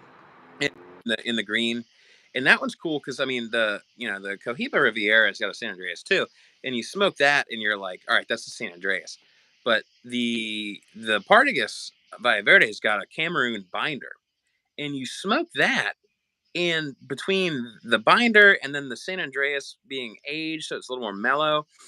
If you had a blindfold on, you'd kind of say, is this a Cameroon? Is this a what is this? And it's a really cool kind of breakdown. They kind of mess with the way Because a rapper usually defines a cigar. San Andreas and Cameron nothing to do with each other. So when you put it like that, but you put the Cameron underneath the mat, it's almost like that San Andreas is almost falling through that Cameron. You know what I'm saying? Because if you put the San Andreas underneath, you'll be pushing that Cameron harder. You know. But Yeah, that's interesting. that's an awesome cigar. I recommend that.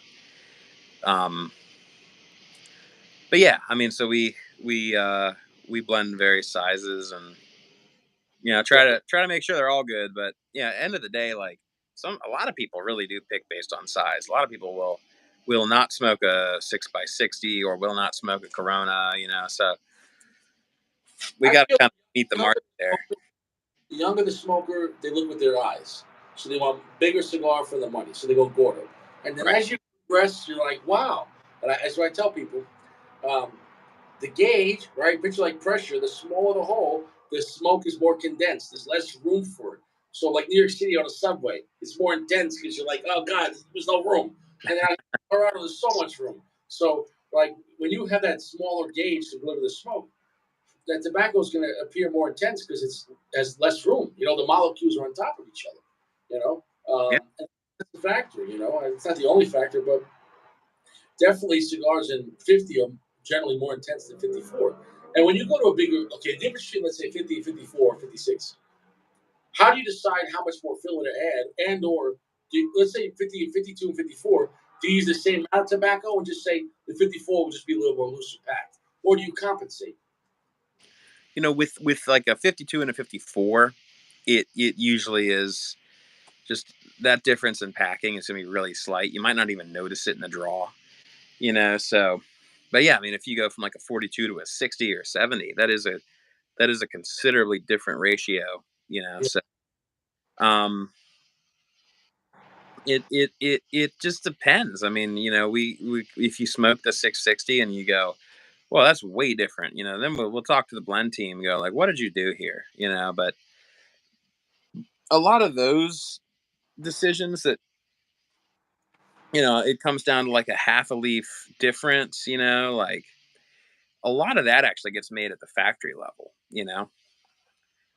So you guys do your part, but you sometimes when you get the real product, are you surprised? Like, what the hell is this? Every now and again, and that's got as much to do with I mean, there's for all the variables we can control. The if we ask for a Cameroon wrapper, the factory might say, well, we've got this 10-year-old Cameroon, it would be really good. And in a certain project it would be. I love vintage Cameroon, but in some projects you don't want vintage. So sometimes we'll ask for a blend and they'll come back with these really cool vintage tobaccos that are totally wrong for the blend. Right. And so it's Or sometimes. who you market to? What's the price point? What are you trying to market to? Exactly. So we have to make sure we're communicating and we're nailing those details. We don't just sit around and go like, "Oh, we need a shade. Give us a shade." We get down to the okay. What did you give us from the shade? From the Connecticut shade inventory. How old is this? Where was this grown? Right. That's the Are fun part of the job. the factories all owned by General, or you just work with them? Like, is everything is General everything, or like is your factory just a partner? The factories, I think, are owned by the parent company, Scandinavian Tobacco Group. I'm not completely sure on that, but like I know the one in the Dominican Republic is General Cigar Dominicana. So I know that goes way back. Um, Interesting. I don't really know, but we've got Hatsa, Esteli, and then we've got GCD. So there's the three that we own, and then we some of the brands do a little bit of contract work. Obviously, diesels are all made by AJ Fernandez. Some of the Room 101s are made by Oliva or AJ or Ventura. So, but for the most part, we try to keep it in house because we've got a great team. We've got, like I said, great inventories on tobaccos, and Is there a difference between that with the AJ? Because there's Diesel only online, like the uncuts. Those aren't the same cigars the one you guys sell, like the Rabbits and the Whiskey Row. Like those ones are different, and I feel a higher tier. So is there different levels the uncuts? Because like the ones you guys market in the store seem to be. I remember when it first happened. I'm like, this is Diesel, and it was more money than the ones on the internet. But I'm like, wow, these are better cigars. You know what I'm saying? No, it wasn't a bundle cigar. So is there, how did that work? How did because you guys don't sell the uncuts at the store under General, yeah, so yeah. We took that brand back from, or not back, but that brand got kind of crossed over. We don't, in my office, we don't communicate very much at all with Cigars Fish or Cigars International, which is also owned by STG. But we're not sitting there figuring out how they can sell them. Like, as far as we're concerned, they are just any other online retailer, right? yeah. But corporate saw a lot of potential in the brand, and we agreed, and so they were like, "Hey, look, they need to start putting this in brick and mortar and really getting the run with it." And I'm glad we got to do that because it's been an awesome brand to work with. But yeah, I mean, all that stuff in on the CI exclusive diesels, all that stuff. I mean, it's all been around for a while. It all kind of predates my involvement in it, so I don't know a ton about it. But I know that we're very exacting with our tobaccos and S's. I mean, S is AJ. There are no bad diesels, but No. um, There's different levels, you know what I'm saying? And that's according to the price point. And when I say levels too, what I like about your cigars, they're generally very accurate on the price points, meaning if your price is this, and it's generally be good or maybe better than the price, but never I feel it's worse than the price. And as the price goes up, generally the cigar is much better too. So what the worst thing is the price to go up and the cigar to go down. You know what I'm saying though? So I feel like you guys are very honorable when it comes to that. And that's from years of smoking, where if I'm smoking a $13, $14 Partagas Legend, it's a phenomenal cigar. And I know it's gonna be better than like an $8 Partagas. But $8 Partagas is great too. But as you spend more, I expect more. You yeah, know, a greater blend or greater variety, more exotic or just more beautiful, more age, or more powerful but still smooth, better banding, better everything, better construction, more special. Because why do we spend more money if it's not getting better? Like if you're spending more money on a cigar just to do it, that's a stupid investment. If it's getting better, sure, but at what point is there a peak? Obviously, peak for you guys with the Spectre, but obviously the construction in the box is part of that because that Spectre and Sacco has one.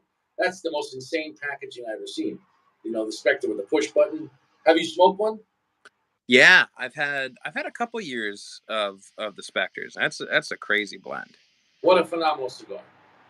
I had the original one twice, and I smoked them twice, and that was like a bowl of cherries. That cigar, the red one with the Yeah, yeah, yeah, yeah. I've got one of the originals I'm saving for just when I get married or something. I don't yeah, know. dude, I smoked that cigar the first time I met my girlfriend.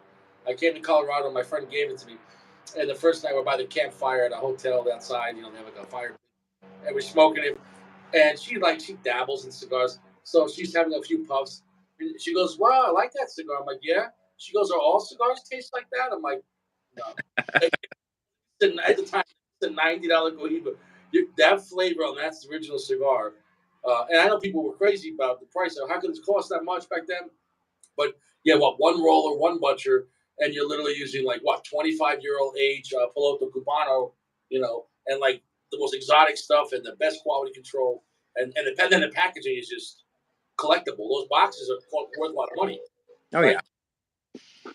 Also, I mean, yeah. That's a special cigar. yeah. Do you ever have people from the Cuban side?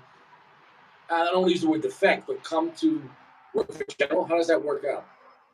I don't know about General but there are a lot of people in the industry that have done that. I'm sure we've got some working for us. I mean, the woman that runs Teton de Bronce that makes the Serie M, the Cohiba. I mean, she was. That cigar is phenomenal. That cigar, I can't recommend that cigar enough. When it came out, Sacco bought a box, and he bought another box, and that guy gets smoked whatever he wants. The M was that brought Cohiba to another level when that came out. Sorry to Yeah. interrupt. No, that's a great cigar. But yeah, I know she got a bunch of Cubans working in that rolling gallery. I mean, it's so. I mean, there's definitely. I'm gonna actually pop inside and get another cigar, I think. But get the tour of my house. This has become MTV Cribs, but Do you have a humidor you can show us? yeah, actually, let me see. I've got it in the kind of unfinished basement. So let's see. Move some stuff. So I love any chance I get to buy stuff that isn't isn't made anymore. So if I'm you ever go into a cigar shop and it's like a cigar museum? Yeah, and you get the clearance stuff, but it's great cigars. So Great. Man, that look at that. That was cigar. Great. Really old there. Let's see, what have I got? Well, people don't realize that was probably the second Dominican Puro because you had the Opus X, and that's a Dominican Puro. There's not that many Dominican Puros. No, there really aren't. This is a Punch Fu Manchu. Fantastic cigar. That's really good. This is a pre-facelift Gran Puro Nicaragua. That's the old one. That's the Yeah. I think those one need that probably much better with time because when you get those fresh, they're really potent and really heavy. So I think a couple years and then dude does that cigar well. This is a CAO La Traviata. That was a good cigar. Great cigar, and they've held up really well. They've aged well. Oh, here we go. There's one of the Dunhills I was telling you about. That was a good cigar. Then really old Partagas. Yeah, classic. Got a couple the Macanudo Estate Reserves. So that's the Mao, and then the Jamaican. These come in the coffins, and then these are the test blends I was telling you about. So these, random projects, and so these I actually know what they are. These are kind of special, but really old Tarano. And then these are some of my favorites. I've got a few of these. The Macanudo 88 vintages. I actually might smoke. Well, that's a little light. Fantastic cigars. Those were great cigars. Yeah, they're fantastic. And I've got 184 vintage. Is that the ones with the Jamaican tobacco? That is exactly right. Those are Jamaican. And then let's see. I've got kind of a random assortment beyond that. These we still make these actually. The 97 vintage Maduros, Macanudos. Really expensive wrapper on that cigar, and it's hard to find. Yeah, look at that broadleaf. I mean, that is nice. And then we found a couple. We found an old humidor full of Partagas 150s. It had dried out, so I rehabbed them. I actually haven't smoked those yet. Yeah, I don't know if they have held up okay, or if they got dried out kind of beyond the point of return. But I wanted to see. So see. Oh, and then we never got to Partagas when you were asking about what I like to smoke, but the Cortado. I love the Cortado, and I like the Barber Pole Cortado. That was fantastic. Oh yeah, Cortado is great. I'm trying to think. I might break out the Cohiba. What do you think? Man, that's a Cohiba Puro. That's got probably 10 years on it. Oh yeah, I mean that band is not white anymore. That is that's got some time on that shit, man. Yeah. Water or something like that. You're not drinking any water. You gotta be thirsty. Oh, I've got a bourbon, so that's even better. got to stay hydrated. That's right. Yeah. Well, it's 60% water in bourbon, so No, this is true. This is true. Our fine gentleman here, with Jeremy, was asking about La Gloria, which another brand, dude, a monster brand. That's the problem with you, with General. There's so many brands that, like, even if I buy, I was gonna make notes today, but I had a bunch of errands after work, and then I came home. I bought a new charger because my old charger was on the fritz, and the new charger wasn't working, and then I realized it was a whole bunch of problems. So, like, 5 minutes before you came on, my phone wasn't even working. I had no power, and I was like, "Oh, great! I'm gonna flake on this guy." I told him, so I had a lot of pressure, you know. And so, long story short, La Gloria. I mean, like, we totally forgot to talk about that. Totally, and that's a massive brand. And how has it changed since EP Krill? I would say this: when it was EP Krill back in the day, I was smoking the series N&R 10 years ago.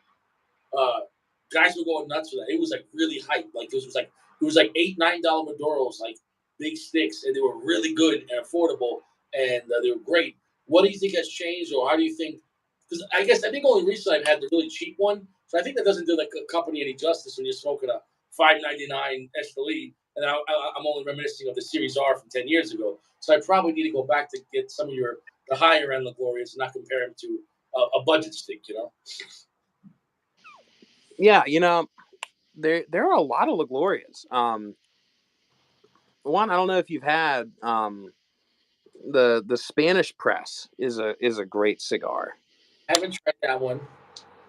That, Um, that's a solid one that I don't think that gets a lot of love. I don't hear about that one very often, but Remember that's a the collection, the collection or something like that. There was a special one like 7 years ago. It was called the La Gloria, and it got to the top 25. I think it was La Gloria. Am I saying collection or is it that cigar? It had like a light, like almost like a Sumatra wrapper on, like a lighter wrapper. I'm gonna have to look at the list of all the La Glorias made. I can't remember the name right. I thought it was Selection. So do you remember that one? I think so. I mean, there have been a lot of La Glorias. Um, Let me just say that's actually still got some strength on it with I that with all that age. That's a strong cigar. Well, if it was aged right, and I think the cellophane helped in there because it marinated in all this stuff. You know. Yeah, and I don't know if it'll come through in this lighting, but that is a yellow. Yeah, dude. That the cellophane's almost it almost became part of the wrapper. It's so old. Yeah, I mean that thing is wild. Yeah, I was doing a market walk with one of our reps, and he was like, "Man, you've got to see the shop," and I was like, "Oh yeah, I've seen lots of cigar shops, but this place really was like a cigar museum. The guy had everything we ever made going back 10 years, so I'm lucky I could find this, but." Yeah. No, that size too is the right size. I bought a box of those on Cbid back in the day for I want to say like $100 and some dollars, and it was a box of what 25 or maybe more. I forget the. It was a big box. Yeah, dude, I smoked them all, man. They were so good.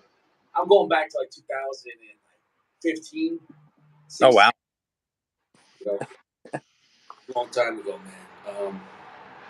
Are we gonna see that cigar come back, or that's gone? what the Puro Dominicana? I Yeah. don't know. I mean, I don't think I've seen any plans to bring it back, but like I said, never say never. So Well, where did it go? How do you decide to stop making a cigar? Is it because you run out of tobacco, or I don't know. It's been out of production for a while now. I mean, so I'm not really sure, to be honest with you. that's interesting? Yeah, that cigar I felt was underrated. I don't think that cigar got the respect it deserved. Um, and even when you can have a cigar that sells well on the internet, but it doesn't get like any. Tom, you a cigar gets buzz when you go to a lounge, and sometimes I feel some cigars get buzz that don't deserve it. And I don't want to go into other brands because, as you representing your own brand, I'm not trying to make you talk bad about some other brand. It's not because that wouldn't be professional. But sometimes new cigars come out, and you're like, "Yo, how is this on the top 10? Or how is this? This are you out of your mind? And that's the thing. Let's talk about Alec Brown. What happened with that? Why you guys decided to do that? And then what are the plans? Um, what do you see Like, are you keeping the same people as far as the reps? What's going on with that? So yeah, I was actually going to say a lot of the when you buy it, I mean, when you buy a company, that's a business decision, and so I think a lot, $72 million, I think. something like that. I mean, it was a big number. There were a couple things there. One, they had a really really great blend book. They make some fantastic cigars. Um, Two, they have a really good sales force, and on the Forge side, those guys were spread kind of thin, and so we could buy this company that made really good cigars, had a really good um, presence at retail, and get a really solid sales force out of it. So I mean, there was a lot that maybe as a cigar smoker you go like Alec Bradley, like that's kind of random, but the elements were all there from a business standpoint. And instead of making a whole new brand and competing against yourself, in a way, you take over your competition and the cigar's already there. It's almost like you just, as they say in that movie, I drink your milkshake. So you just, but you have to have the money to be able to do that, though. I mean, so very few people could be like, oh, yeah, here's like 80 million and just take, and then you got to be able to not just buy it, but then now when you take over a company too, you don't know everything that's going on with the company. Now you take it over, and now it's like all the good, bad, and the indifferent. You know what I'm saying? That's a lot of. You can't just take it over and say just everyone keep on doing what you're doing, and you got to know what's going on, right? I mean, you take over a brand. It's true. There's a lot to it, but we've been very fortunate with that. I mean, we've actually got their director of marketing came on, really nice guy, Jonathan Lipson. Um, he's actually he's based out of Lauderdale, but he's in town this week. We were talking today. He feels very welcome here. Very very much at home at the company, very well supported. And we're really glad to have the kind of outside perspective, I mean, because he can come in and kind of say, well, why do you guys do this way? And a lot of the times there's an answer, but sometimes, you're like, oh, that's a good point. We can improve that way. So, it's been really cool having him on. And, a lot of their sales guys, again, kind of bring some really cool perspective to the table, so If you it's, want to welcome Alec Bradley to General, you got to make an Alec Bradley by AJ Fernandez. yeah. Why not? I mean, what I'm saying? You did it with almost all the other cigars. You haven't done it yet with Partagas. You did it with Punch. You did it with Hoyo. You didn't do. I don't know if you're going to touch that with Macanudo. I don't know. Nah, that'd be Before at those. pretty different profiles, right? But you know what, though? Then you're going to get people that don't normally smoke Macanudo. You know what I'm saying, though? When you go against the grain, you're going to get a new splinter, So, I mean. Yeah, that's true. Yeah, I mean, it's never say never, so You can't do one. Cohiba by AJ Fernandez, though. I feel like that's your holy grail. That's your virgin. Cohiba's got to be Cohiba. Like, you can't. I hate to say that, but is Yeah, that that's it. my No, opinion? You're not going to let anyone else touch Cohiba. yeah, Cohiba's in rarefied air for sure. I mean, we're very very thoughtful with kind of what goes Yeah. on that one. Man, I accidentally opened up all the comments. Oh yeah, there's a lot. Yeah, it's good to see them. Yeah. Yeah, that's funny. Yeah. Um, yeah, I think Alec Bradley by AJ would be good. I'm interested to see how he would do that. Like a Pensadio by Alec Bradley, maybe make a stronger version. A work of art. Not work of art. What was the other one? It was called something art. It was Alec Bradley. Is a cigar that he makes Alec Bradley. And I thought it had the word art in it. And I think I'm messing that up. So my favorite since we brought him on, I've been smoking through him. My favorite is a Kintsugi. Have you had that? Cigar. If you have the mindset of a unique, like medium plus that kind of blend, it's a unique cigar. I think it'll be great for early morning smoke. If you're looking for a fuller, stronger cigar, it's not that kind of party. Um, but it's definitely unique. I definitely would put that under a little more exotic, but not really strong. when you get something like really like, oh, that's different, and that might hit you right or hit you wrong. Depends on. It's not a classical kind of blend. You know what I'm saying though. You know, so it Yeah. was definitely different. I like the one with the head. Was that the one, the gatekeeper? Oh yeah, Gatekeeper's good. I feel that it has good brand representation. Um, yeah, and it was a nice meat. It was a gentle medium full. I call like 70%. So that one, if you go full AJ, let AJ go 90% strength on that cigar. I just feel like AJ is the kind of guy that you're like, when you attach to something, it's like he just takes something and like it's like going from 38 to 3% Magnum. It's like just go full four, and it has its own. There's a whole set of guys that will smoke that, and that's something that no one else I've seen smoking cigars 20 years. No one else has that. Like there's no Monte Cristo by this guy. No, it's by AG. So and he worked with everyone. So it's like you got to give it to him. His name became almost like a seal of approval for the modern era of just it's going to be stronger, whether you like it or not. But it's going to be like an ammunition would be like a plus B plus. It's more pressure. So it depends on you kind of got to respect when he did that because and it helped out. I feel the big core brands like you guys because 10 years ago the biggest thing was when I was at the cigars, guys were smoking Patron, guys were smoking Tatuaje of my father, etc.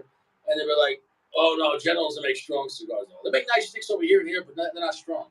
And then that kind of changed. Like, you know what I'm saying though? Oh And yeah. and it got people to be like, "Oh no," like the Punch Diablo. That was like one of the first ones. Like, that's a strong, that's a scary cigar. Yeah, that's got some real body to it. It's an AJ, but I think the Diesel Founders Collection that we just brought out, the Boxer Grail, That was it great. limited. Yeah, I mean that's a strong cigar. I mean, I held the smoke. That was great. That was a great cigar. That was the best diesel. And now, granted, it was more expensive, but it was worth the money. So I accept that raised the bar, though. You know what I'm saying, though. So yeah, it wasn't like just more money to be more money. That was really. I see a big future with that whole brand. He's not disappointing on that. It's not like just because you're releasing them, he's like, well, I'll give them okay cigars because he makes those, but it's up to you now to sell them, right? yeah, that's right. The one we have coming out, we launched it at PCA, Diesel Vintage. That's a really exciting one. If you haven't smoked, I guess you've got 5-pack on the way, but I don't know. Yeah, I don't know what she said. I'm gonna send you some of them, so I don't know what she said. She told me yeah, what happened, and then I'll let you know. I don't know. But yeah. Well, yeah, one way or another, I'll make sure you get one. But it, I it's feel like I'm talking. We put out a lot of San Andreas this year, but it's got a San Andreas wrapper. it's so usable. It's so usable. It's a great. I mean, it adds a lot. It's a San Andreas wrapper, and then Nicaraguan filler and binder. And the filler leaves are aged 5 to 7 years, so get that really cool kind of vintage tobacco experience. But we're still coming in under $10, so it's That's something people. like you guys. It's what the price points is like. It's like 10 years ago. You guys are really nobody's giving us cigars at $10. Like and then how about the Sancho Panza? I feel like I'm just making up brands, and you're like, yeah, that's one of our cigars. You guys have so many. I need a Rolodex just of the brand. And then within there, it's like it almost hurts me. I feel stupid not like forgetting a whole brand, but like La Gloria or Sancho Panza, man. Like the new ones were phenomenal. The double Maduro was like really good. That's everyone's favorite in the office too. We love. I mean, they're Double all good, Maduro. but yeah, that's a really solid one. One we haven't talked about, Lostados Deluxe. That's a good one too. Oh, what that is? They said that in the email. What the hell is that? So the one that launched, the Maduro just launched at the show, but there's a one with not a Maduro wrapper. I don't actually know a ton about that blend off the top of my head, but um, it's solid. The Toro is really good on that one. Well, what is it about? Who makes it? Like who's involved with the brand? What is the message? What's the price point? What's the packaging? Like what do you think about it? You see the whole thing together, and then with the price, you're like, all right, I kind of get an idea before I smoke it what this is about. Like Right. what is it about? It's it's a brand that we had for a long time. Didn't do a whole lot with, but so Matt Wilson, the brand manager for Cohiba, Sancho Panza, Listados, really sharp guy. He partnered with Matt Booth and kind of revamped it. So I it's really already like the cigar. I already see this. You know, saying though, I can see this having potential. mhm, it's cool. It comes in that tissue wrap, which some people think is ridiculous. Some people love. I think it's cool, but It's something. It's cool, man. It's different. Yeah. yeah, and it's great. And don't quote me on this, but I think it's at that $10 kind of area. So That's going to be really fantastic. yeah, that's good. And then the Maduro's in this kind of University of North Carolina blue. It's real pretty packaging, and the blend is solid. I think Oliva might make that one. I think that might be one that we outsource. It's funny you said that because I want to bring up the CAO L anniversary next, made by Perdomo. What I love the most about your brand, besides the pricing, each cigar is unique. When I go to other brands, and there's some great brands, there is. But generally speaking, a lot of brands, the brand is the brand, and the cigars all have a real core belief, and they don't really vary for much. With you guys, you make each one's like take I don't get any Macanudo, Cohiba, Punch. Each cigar is covering a complete difference. You know what I'm saying? Though, really great blends. I don't think guys realize. I smoked a Punch Classico while I was driving before, and it was a short robusto. What a great little cigar, man! Oh yeah, like even the blends that we don't think about that often, honestly, because they're the core of the brand. We don't have to mess with them. They're hits. That They're good. it's fantastic. Yeah, that's a great cigar. Yeah, it's fun. We get to play within the brands. We don't want to just put the same cigar out every year. We want to kind of push It's boundaries. one cigar in four wrappers. You know what I'm saying? No, so it's really the same cigar rehashed, and doesn't make it that good. It's very hard to say this is the cigar in three different wrappers and three different sizes. Oh, we got nine cigars. No, you got one cigar. Right. No, and it was really kind of lazy, in my opinion. So you guys don't do that. I kind of respect that. You Yeah. know, No, we don't be cigar smokers are not stupid. They don't fall for smoke and mirrors. If you take a bundle of oak leaves and put it in a box, people are going to say, "Wait a minute, that's you're not fooling anybody." You know what I mean? People know a good cigar from a bad cigar, and so we need to respect. And we're all cigar smokers ourselves, so we need to kind of extend the same respect as we put new cigars out that we would want from a manufacturer. And we take it seriously. I'm gonna bang out some of these questions for the guys. Short answer: what's your favorite General cigar?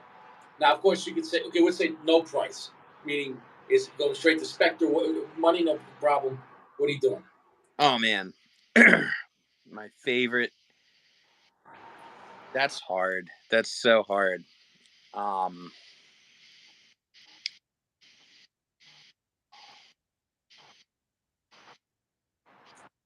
Man, that is really tough. I would say like if I could only smoke one. Oh man, it might be the Cohiba Royale. That covers a lot of bases. Yeah, no, it does. But I mean, there's so many different ways to answer that. Like what's Well, my favorite with the cup of coffee in the morning? That's no, but money, no option. I'd have to take the Spectre. I wouldn't mind if it was for free smoking Spectres the rest of my life. Like that, like you're gonna be spoiled as hell. But like you're like, oh, another Spectre. Like you know, if it had to, but of course, then if you add in price and you're spending your own money, that's another factor. right. Uh, yeah. The okay, how the hell did you guys end up with Perdomo as the manufacturer for the L Anniversary CAO Cameroon, which is actually a really nice, inexpensive, great looking band, one of the strongest Cameroons out there. Definitely slightly edgy and dirty because the price point, you're not going to get the most aging like Red Dot, but I kind of like that cigar with that size, which is the same size as the Hemingway kind of. Yeah. That's what I say. If you have a family party, you have the Don Carlos, I'm sorry, the Hemingway Cameroon, and then the CAO anniversary is like the more edgier cousin that works with his hands and like you know what I'm saying? Like he's Right. just guy drinking. And that cigar is kind of ballsy for Cameron. And I was quite surprised when you made that. And the price Yeah. point was $6. It was stupid. And it Oh, was really good. I don't know how that got made. Like, I don't know what the story is on that. It was before my time, unfortunately, but I do agree. I mean, that's a fantastic cigar. I come up whenever I get the chance. People were getting boxes for $65. Like at that point, like, it was a more aggressive Hemingway short story kind of thing, And they're both great cigars, but depending what you want to do, like if you're looking to have a cigar take you away and like kick you in the face, the anniversary will really it'll get you going. You smoke two of those, you're gonna have. And I have done that. Two of those, short story sizes. That's a really strong kind of Cameroon that really grabs your attention. I really was impressed with that cigar. Um, Yeah. how well, and a lot for your money. Um, let's talk about something your favorite. Somebody asked your favorite non-general cigar. If you could talk about that. Yeah, absolutely. We all smoke outside of our portfolio, just to we don't want to get siloed, right? So I there are a lot of that's another one that's really hard to answer. I will say Let's say around $10, and then we'll do it $20, and somewhere between. With $10, what are you going with? $10, give or take. I always love it's funny because it's not like that interesting, it's not this crazy left field answer or something, but I always love an Oliva Serie V and a Lancero. It's a great cigar. That's a fantastic cigar. Like every time I see him in a humidor, whatever else I'm buying, I'm gonna buy one of those too. Um, Another one though I have to shout out, Stolen Throne, the Crook of the Crown. I just reviewed that cigar. Fantastic. Yeah, that's really good. I like that one in a Robusto. The Toro's good, but the Robusto is I didn't try to boost it yet. I had two Toros, but yeah, great cigar. that's really good. Then if we're going 20, I really like um I really like Davidoff. I really like the Nicaragua. That's the best one at $20 because you get so much for your money. And unless you're gonna jump to like Royal Release, I'll be happy with that cigar for $20. I'll be totally happy. Be like, yeah, I'm good. You know, Absolutely. And beyond $20, it kind of feels like you're doing something crazy. You know what I mean? Like you're I don't know. that's the highest point where most cigars after $20, it doesn't get. It's like diminished returns. At that Right. point, meaning a $40 cigar is not twice as good as a 20. Now, a $20 cigar might be a lot better than a 10, give or take, but a 30 or a 40 is not like twice as good. It doesn't work like that. Because by the time you get to 20, it's like, yo, this is the pinnacle, and anything else is branding, hype, marketing. Unless you get to that crazy point with about Spectre, but obviously you're getting, like, realistically, a $300 box. Maybe electronics. I mean, so that's part of the packaging, which is a beautiful packaging. But Yeah. um, do you smoke Padron? Oh yeah. I mean, gosh, I can't believe I didn't mention. I mean, the 64s are amazing. The 1000 series is good. I mean, that's a Cigar. It's kind of grown on me. You know, um, that's that cigar and like a Johnny Red Scotch. If you're looking to have like a real salt of the earth working man party night, but it's like sometimes when you go so high end, you almost got to come back to reality too. Like my yeah, grandfather came over here from Italy when he was in his 30s, 1957, and then he worked for the Gambinos for the cement business for 25 years. And my father would say on the weekends he'd have a bottle of Johnny Red and make the scotch. I was like, Johnny Red? And then I thought about it. He came over here with nothing, with $200, with two kids and a wife. And he slept on the floor for a year until he could get his own apartment.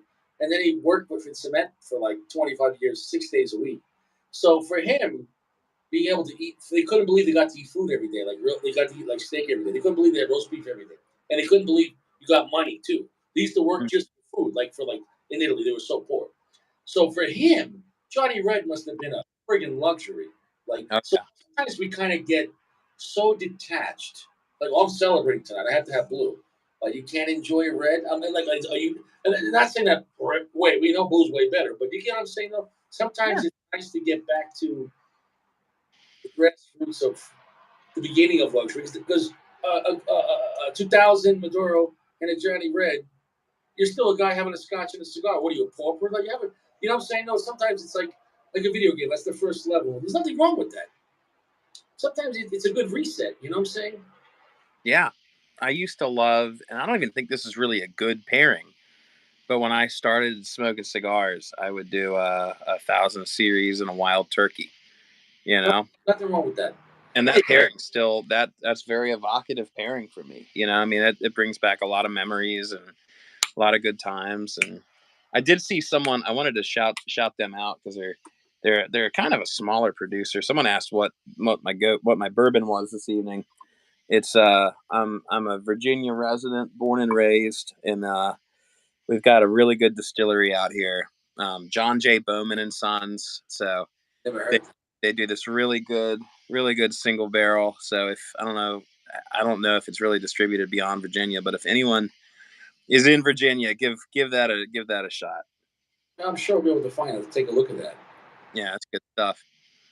So, do you guys ever look at the competition on old or new stuff coming out and go, oh, we need to be worried about this, or you never worry about the competition what you make, or kind of like seeing a trend. You know what I'm saying? They're like you're like, hey, here's a trend, whether it's 5 packs or whether hey, cigars are getting stronger. At this point, I feel like cigars peaked in strength, and maybe now, who knows, the next 5 years, the guys will just want more complexity and medium plus. I don't know, but let's just say 10 years ago, everyone was realizing if you're not making Nicaraguan strong cigars, you're going to start losing money because people look even like classic Monte Cristo. They make classic Dominican shade cigars, and they're like, we got to go full age here. We're going to lose money here. And so I feel a lot of brands jumped on the strong, and we're there. I feel as society became more extreme and violent, cigars became more strong and violent. I'm being dead serious. Oh Like yeah, like our grandparents were like, howdy. And we don't lock our doors. And we go to church on Sunday and they're smoking like, Connecticut shade, like, ah. And then now it's like punch Diablo, like you're sitting at home, like someone's gonna break in, like, it's right. you know, scary societies get scary cigars. That's just my opinion. I can't stress. I actually totally agree with that. I mean, there's definitely there's a trend in society towards just intense stuff. But Well, we I become numb, so we need more to become stimulated. We're feeling less. but one thing I was hearing at PCA, and I mean there's no data or something to back this up, but one thing I kept hearing, and I do think there's some truth to it, is that a lot of people want a palate reset. Like a lot of people responded really well to the Room 101 Johnny Tobacco Knot, which that's actually an AJ, but it's a shade. It's the mildest AJ I've ever had. Wow, interesting. Really, really good cigar. Well, that's why I change things up. When I smoke cigars, if you only blow your taste buds out, you got to switch it up. You know what I'm saying? No, and I think become a well-rounded, cigar smoker. If you're only doing one thing, it's you almost become numb to anything. Right. Trends go back and forth. And yeah, stuff like Opus. If we could talk about that, does for example, you smoke Opus or no? Yeah, yeah. I've had them. What do you think about Opus? How does it hit you?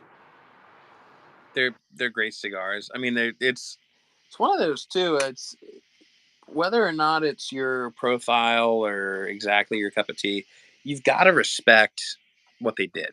Yeah. The Dominican Puro. Like it, everyone said it couldn't do it.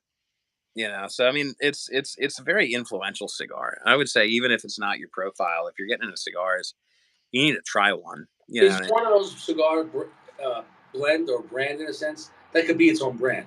Like if they made a Opus X store, everyone's going to go to Opus X store.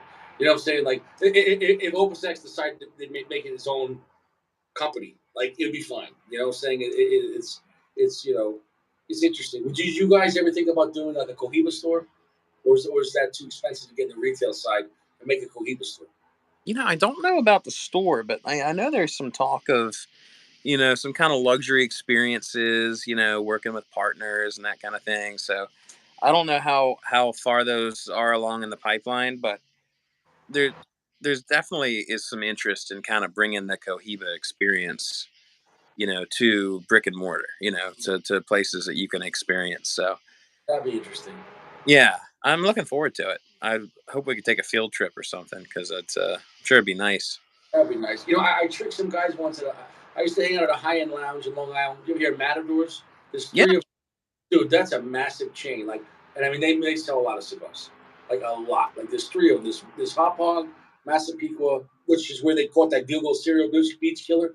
yeah, He's from Massapequa, and uh, and then there's the other one in Roslyn, which is all like lawyers and doctors. And there's the Dave Love store in Brooklyn, but that's Matadors too. It's four shops. Um, One day, all the guys there, high end guys, a lot of millionaires. I took off. I bought like 5 pack of the Red Dot, and I took the band off. And I said, "Hey guys, they'd always share cigars, and I would buy them what I could afford. I was trying to reciprocate. They always would give me free David offs and stuff. I said, guys, try this cigar. Let me know what you think. I'm not gonna tell you nothing.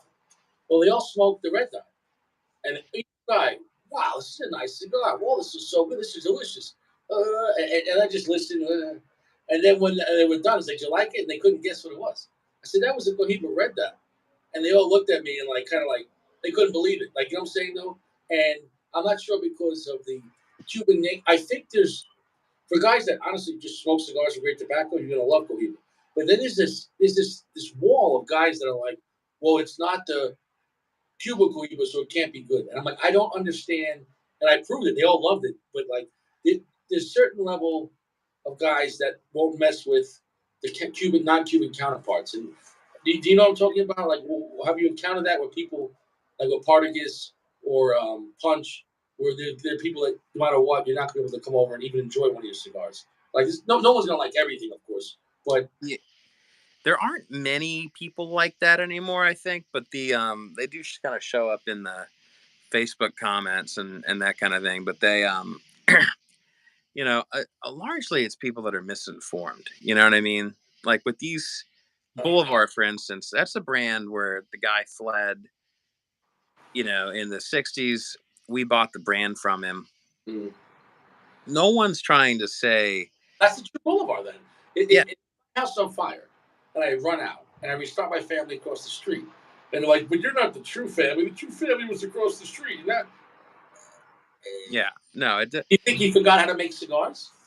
right, exactly. And the other thing too, like the Boulevard Grand Republica, it's a Honduran cigar. No one's telling you it's anything but a Honduran cigar. You know what I mean? It's no one's trying to say anything that's misleading or untrue. We're trying to make really And, good cigars with these historic right? brands. And they work. Your construction work. On the flip side, we had guys here, and there's a guy here, Anthony P, who runs a whole Facebook thing about Cuban cigars, but all they do is like validate. And there's so many people that are getting high end sticks, but they're fake. And they're so good at faking now that even with tax stamps, they're fake. And it's amazing. And you're talking about $50, $100 a cigar. And but yet people, what I'm saying is there's such blind hate for you guys to give us such great cigars, a great construction, a great tobacco, and you're not saying this is Cuban. Um, and I don't understand that. And I got a lot of guys, even Anthony P. He came over and he loves the El Rey del Mundo. Because when I first reviewed it, he's like, "Yeah, that's not the Cuban one though." And then he tried it, and he bought a box, and then he bought another box. So I think once people try them, just try them out and put your blind hatred aside. I call it like cigar racism. Like, just try the cigar, and there's so you guys don't make any bad blends. I never had one of your blends and like, oh, this is a piece of shit. Like, you really have some. Your blender. Who are your blenders right now? Is it one blender, or how many blenders do you have? We've got a few on the yeah, at each factory. There's a team. I know down in the DR that Don Johnny's he's still around. He's the guy that I think he might have blended the Partagas 150, and I mean some really iconic blends. Yeah. But Yeah, I mean it's a team of folks, uh, and Rodriguez, he did start his own, and God bless, he started his own brand at West Tampa, which had some great cigars. But he made a lot for CAO. He had his time with you guys, gave you guys a lot of great blends, and you know, life is what it is. People work somewhere and they give their heart, and they end up going somewhere else. And no one's stuck anywhere. It's a job, right? But dude, he made a lot of good cigars for CAO, right? yeah, absolutely, very very very talented blender. Yeah. Yeah, Uh, what about that CAO? Oh shoot, what was the one I was going to talk about? We had the Firewalker, which was crazy. That's a crazy cigar. That's another thing. CAO does so many experimental shit. The Mortal Coil, the Firewalker, really cool stuff. There was another one under CAO I wanted to talk about, and my mind's going blank. Yeah. I would need a book. Do you have a book of every brand and every cigar you make? I wish we did. I don't think we do, but it'd be a long book. But I feel like it's kind of necessary, so you kind of know what's out there. You know, Yeah, a lot of this history for us is kind of word of mouth. I mean, there is a book about Partagas, the history of Partagas. I don't know if it's been, if it's still in print or anything. We have a copy of that in the office. That's really cool to look through. interesting. Yeah, Partagas has such great blends. That Legend, the Benji, the Decadas, ridiculous. The Decadas is ridiculous. That's I like the first one better, the green over the new one. New one was great. No one's doing Brazilian Cameroon. What the hell is that? Yeah, And so it's like you guys are taking such risk. And then even the Cohiba, we didn't talk about the Bacasar. That has a really interesting wrapper. That was the first time you made a whole new strain for that wrapper, the Macassar. So it's like you guys literally made something that didn't exist. And so it is so many, interesting sticks like that, and you don't make anything boring. And I'm not, no one's paying me to say this, so it's nice. I've been talking about General for years, and listen, I love a lot of the brands too. Like I love Aging Room. I feel Aging Room doesn't make a bad cigar, um, absolutely. and they have great price points. Another AJ, but that new one, the Sonata, fantastic. Here's the thing, though: when you market something, though, for example, when you guys had the Punch Diablo come out and said it was the strongest punch, and it was. So once a company tells me a statement like that, if you lie or mislead, then I really hurt the review. Because if you say this is the strongest macanudo you ever made, it better be because I'm a really good reviewer and I'll know if it's the strongest macanudo. So when you make statements, when do you choose to make a statement about it? Are you guys careful? Like when I see Ed talk about a cigar, are you careful about because I see same thing with you when they put a paragraph about a cigar, all these companies will just regurgitate what you guys said. So are you careful when you describe a cigar in the beginning? Because as a reviewer, we're going to look at that and I'm gonna hold you guys accountable. Or if you say nothing, then it's kind of like, okay, then I'll make my own decision about it. But if you say this is the most luxurious or this is the spiciest cigar we've ever made in this category, then it better be. You know? Yeah, well, we're definitely not coming out and making crazy claims if we can't back them up. You know what I mean? Like if Ed Lehman ever says this is the first time anyone's ever smoked this tobacco, to the best of our knowledge, that is true. Like it's but yeah, and then the claims about the flavor, it's interesting because like some some cigars, two guys smoke it and they come away with a completely different, so I mean that's it's a little bit more subjective, but Yeah. yeah, I mean we are pretty careful, about making these statements, and you'll notice that we don't make a crazy statement about every cigar we put out. Right. Sometimes we say this is a really good cigar. Yeah. That's enough, but so yeah, anytime one of us says like this is the strongest one we've ever done, or this is the you know best or most luxurious, I mean, we genuinely believe it. Interesting. Yeah, I mean, the one thing I would say your general doesn't have, what other companies might have, and that's just not a good or a bad thing, but you don't have the angle of I dedicated this cigar to my family history or my father. Like and so many brands do that. Not just my father. I mean, Fuente, everything. So I feel like that level of dedication. I feel like you guys could make a cigar where you dedicate it to the history of a brand, or dedicated to the smokers, or dedicated to I don't know. I mean, like And then we talked about dedicating a cigar to the reviewers. I don't know. I mean, like, I feel like that's making the cigar more personal. If that makes any sense, you know. Right. Um, I feel like that's something that such a big company as yours, it's so massive. Sometimes though people like the pinpoint, or why people like some people like just boutique stuff, you know. And but I try to tell people about boutique. A lot of boutiques are made by bigger brands, just they cost more money, and, Right. and you're getting kind of people like the Bible says a fool and his money are soon departed. Sometimes people like the lie. So like this is a $20 cigar. And it's a little boutique brand, and you tell me that little boutique brand for $20 is making a Opus level cigar, same price. They're lying to you. You're like, well, Right. God, you want to buy it, support a new guy, but not every time you have a boutique, just because it's boutique doesn't make it better. And I think that worked with beer because everyone's like, oh, if it's a boutique beer, it's got to be better. That's not always the case. There are some great small batch beers, but I've had small batch beers. They're like, oh, it's made by blind nuns and they use watermelon seeds. You're like, get the fuck out. I mean, that's serious. Like, this is bullshit, or peanut butter beer, and you're like, all right, this is stupid. Yeah, that's a bit much. Yeah, I mean, none of us on the team like that kind of stuff. Like we've all, I think, got pretty good built-in kind of BS detectors. For that sort of thing.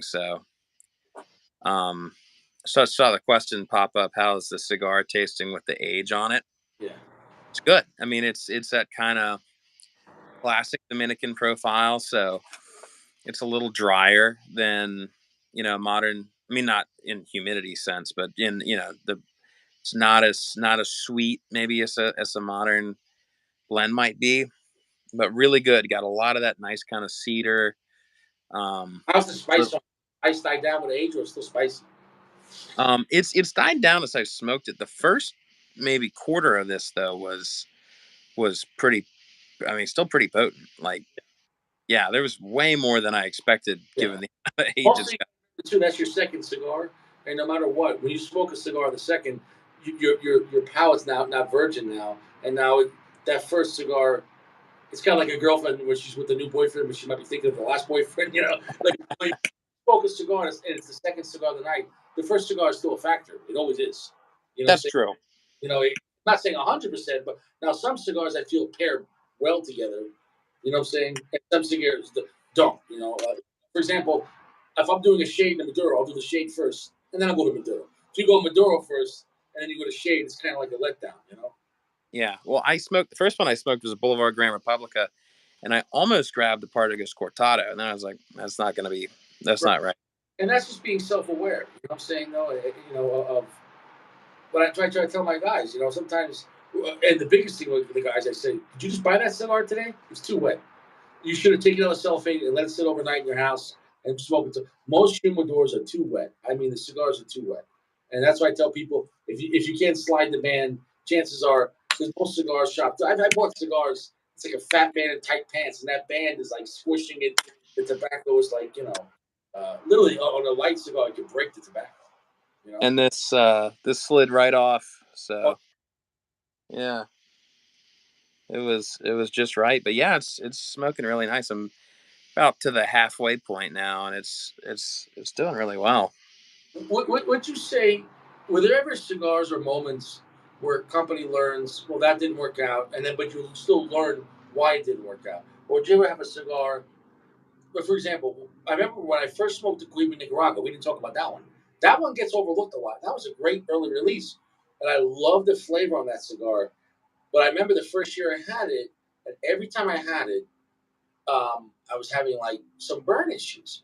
And I remember there was a rep in a lounge in the Huntington Humidor in Long Island, high end lounge, boutique place, millionaires hang out there, kind of by the yacht club. And the rep was there, a really cool guy, and talking to him, I explained that situation. And then what he said, we're aware of it.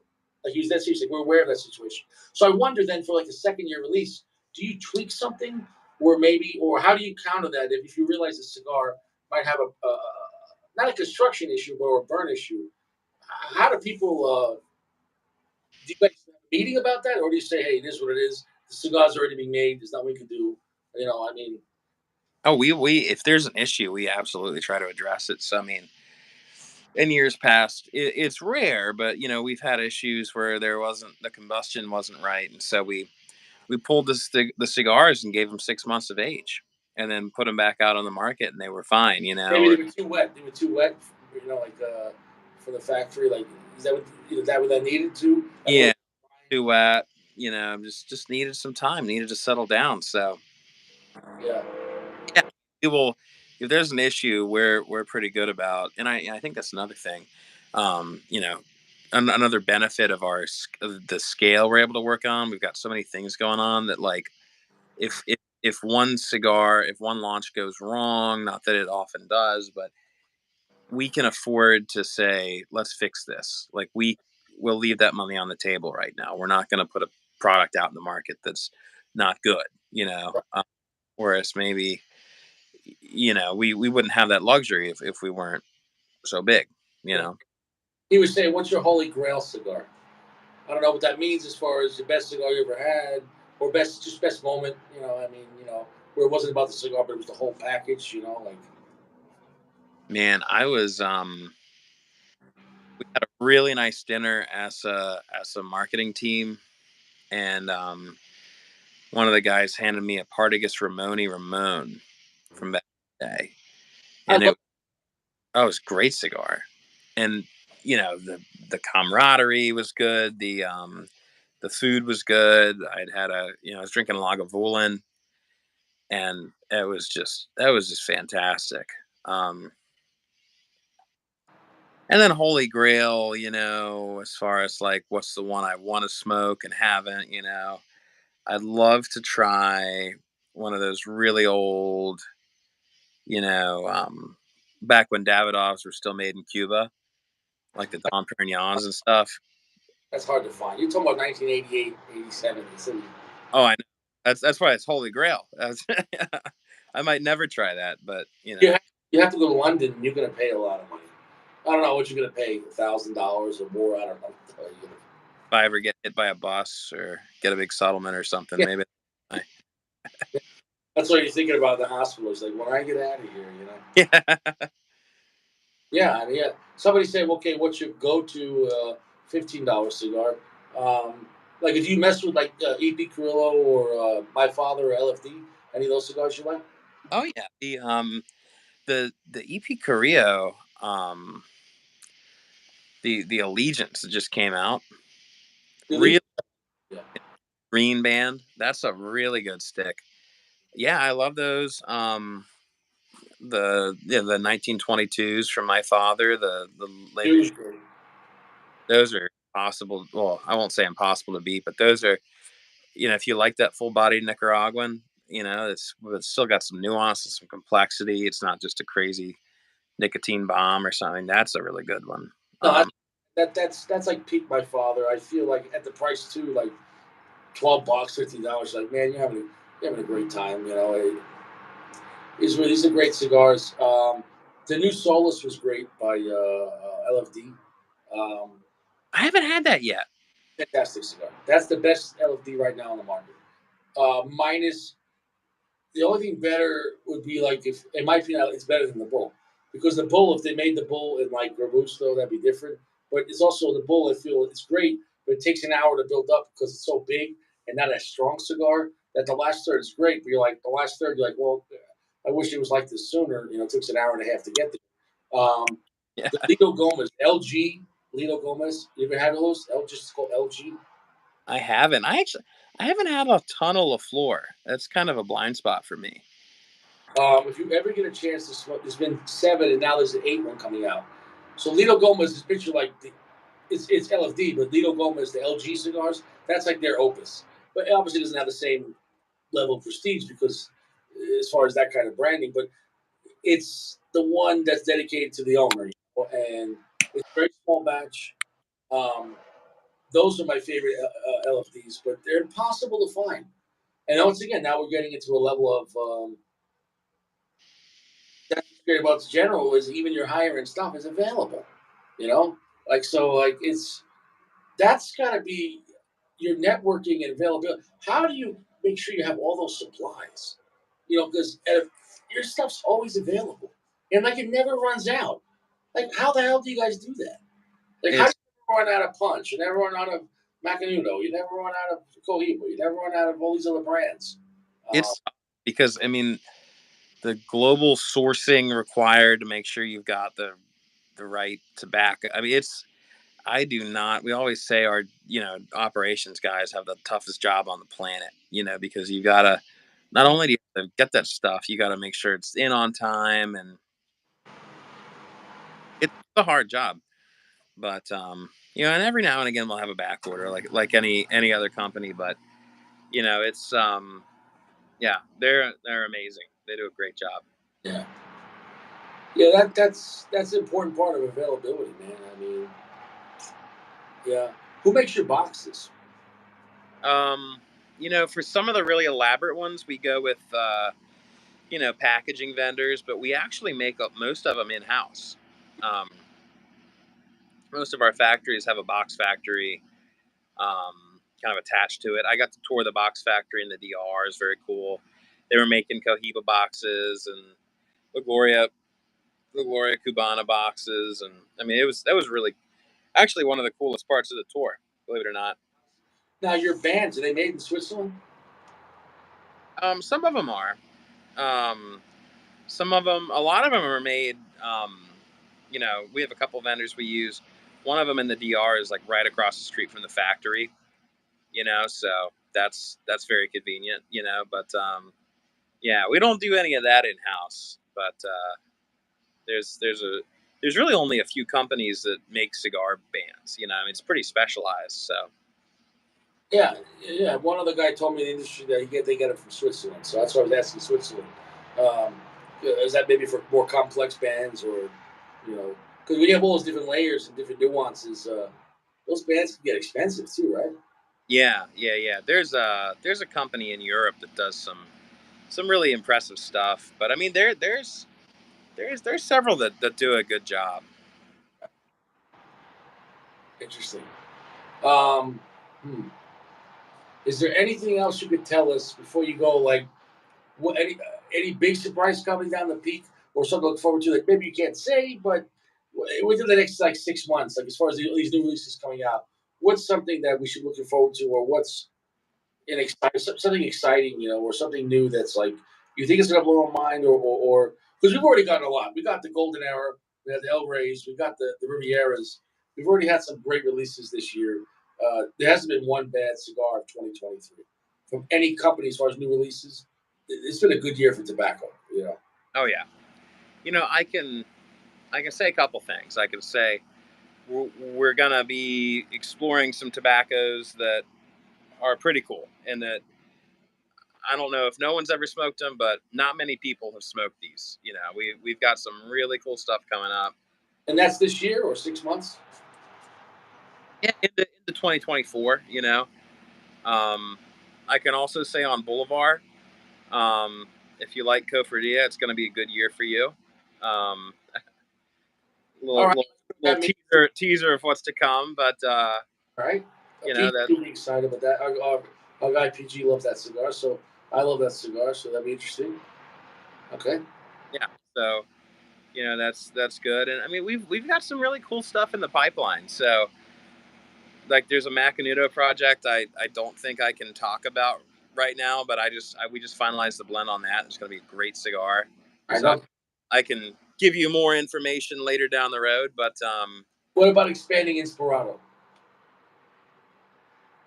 I don't think there's any plan to full time. I mean, the colors. I think if we add another color, it's going to get hard to keep track of. You know what I mean? You don't have a yellow yet. Good point. But that is going to be though a really good platform for us to explore with some limited editions. I mean, Right. and like I said, limited editions are really good to if we've got tobacco that we can't get enough of to do a full time, but we still think there's a really cool blend.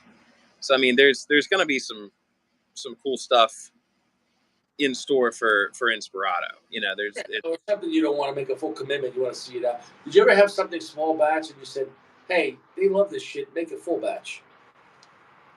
Well, I mean, Amazon Basin, CAO Amazon Basin is a great example of that. Like if we can make that full time, we would. But they really just is not enough Braganza tobacco to do that. I mean, it really is scarce enough that we cannot meet what the demand would be for full time. So that comes out when it comes out. You know what I mean? And that you get it. I get when they come out. I get one. Like they are that scarce. So One box. one cigar. Yeah. So I So mean, they really are hard to find, but sell those what for $12, 13, $14. They're not even. So it's like you guys, if you wanted, you could be like, oh, we don't got that many, $30 a stick, and like you guys are still very reasonable. you could thank Ed Lehman for that. I mean, that really is. He doesn't want to do that to the CAO smoker. Like that's a reward. So Yeah, yeah, yeah. that's a good stick. I can tell. I mean, we're not releasing it, but they accidentally put Braganza in one of the test blends they gave me, Huh? and we were like, "Wait a minute, this is a full time like." And I mean, Braganza is only in Amazon Basin. Like, there's barely enough to make Amazon Basin, and there certainly is not enough to make anything else with it. So I've got this little bundle of like 5 cigars that have some of the special tobacco in it, and it's The deal that was just yeah, kind of a cool little mess up, but and I know we talked about before with the change ups, um, with the factory stuff. Do you ever get stuff that like, hey, let's put the where they just take two cigars and kind of cross them? Like, does that happen a lot where they just instead of making a new blend, take what you already have, but just take like different tobacco from 2 or 3 different sticks, and then you could make it what 10 different ways and see what happens. Like, you know what I'm saying? Like, you guys ever play with that, or you're very comfortable with what you have? You're not trying to mess it up. Or yeah, we haven't really done a whole lot of that. I mean, it's just if we want to make a new blend, we try to make a new blend. We or not a new blend, but a new expression. You know what I mean? Like if we go to the drawing board, we don't want to just be derivative and say, well, here's something we did, we'll tweak it a little bit. Again, we want to come out with a new expression that is genuinely worth trying. We want to show enough respect to our fans, our smokers. We don't want to waste anybody's time. that's interesting. Do you like the Partagas Fortes? Do you ever smoke those? Which ones? The Partagas Fortes. I think it's Fortes. Yeah, it's like a Forte. It's like a Forte. It's 1845, the dark one with the eagle, silver eagle on it. Oh yeah, that's a good cigar. Yeah, I feel like that one fell off. That's a strong stick. Yeah. Oh yeah. That's a solid one. Yeah, that's one. Again, kind of a victim of the ADD culture, but that's a really good one. Even the classic Partagas for the Cameroon, that's a fun little cigar, especially in the number 4 size, the small one. I was gonna say that's a great stick. That one in that size, that number 4. And okay, another one we didn't talk about, the Partagas Heritage, which is an homage to the Series D Cuban, but it looks like the same band. That cigar is phenomenal. Like the Heritage cigar, I remember, and I think that's using a Honduran Elancho, I think. That cigar is fantastic. Oh yeah, it's got that kind of like Colorado coloration on the wrapper. Like That's a good yeah, cigar. And like, that's why we need a book, bro. I need a menu of like every brand, every cigar you have, and like breaking it down. There's so many, and then like when you say Ramon, dude, and for the price point $10, and those cigars age wonderfully.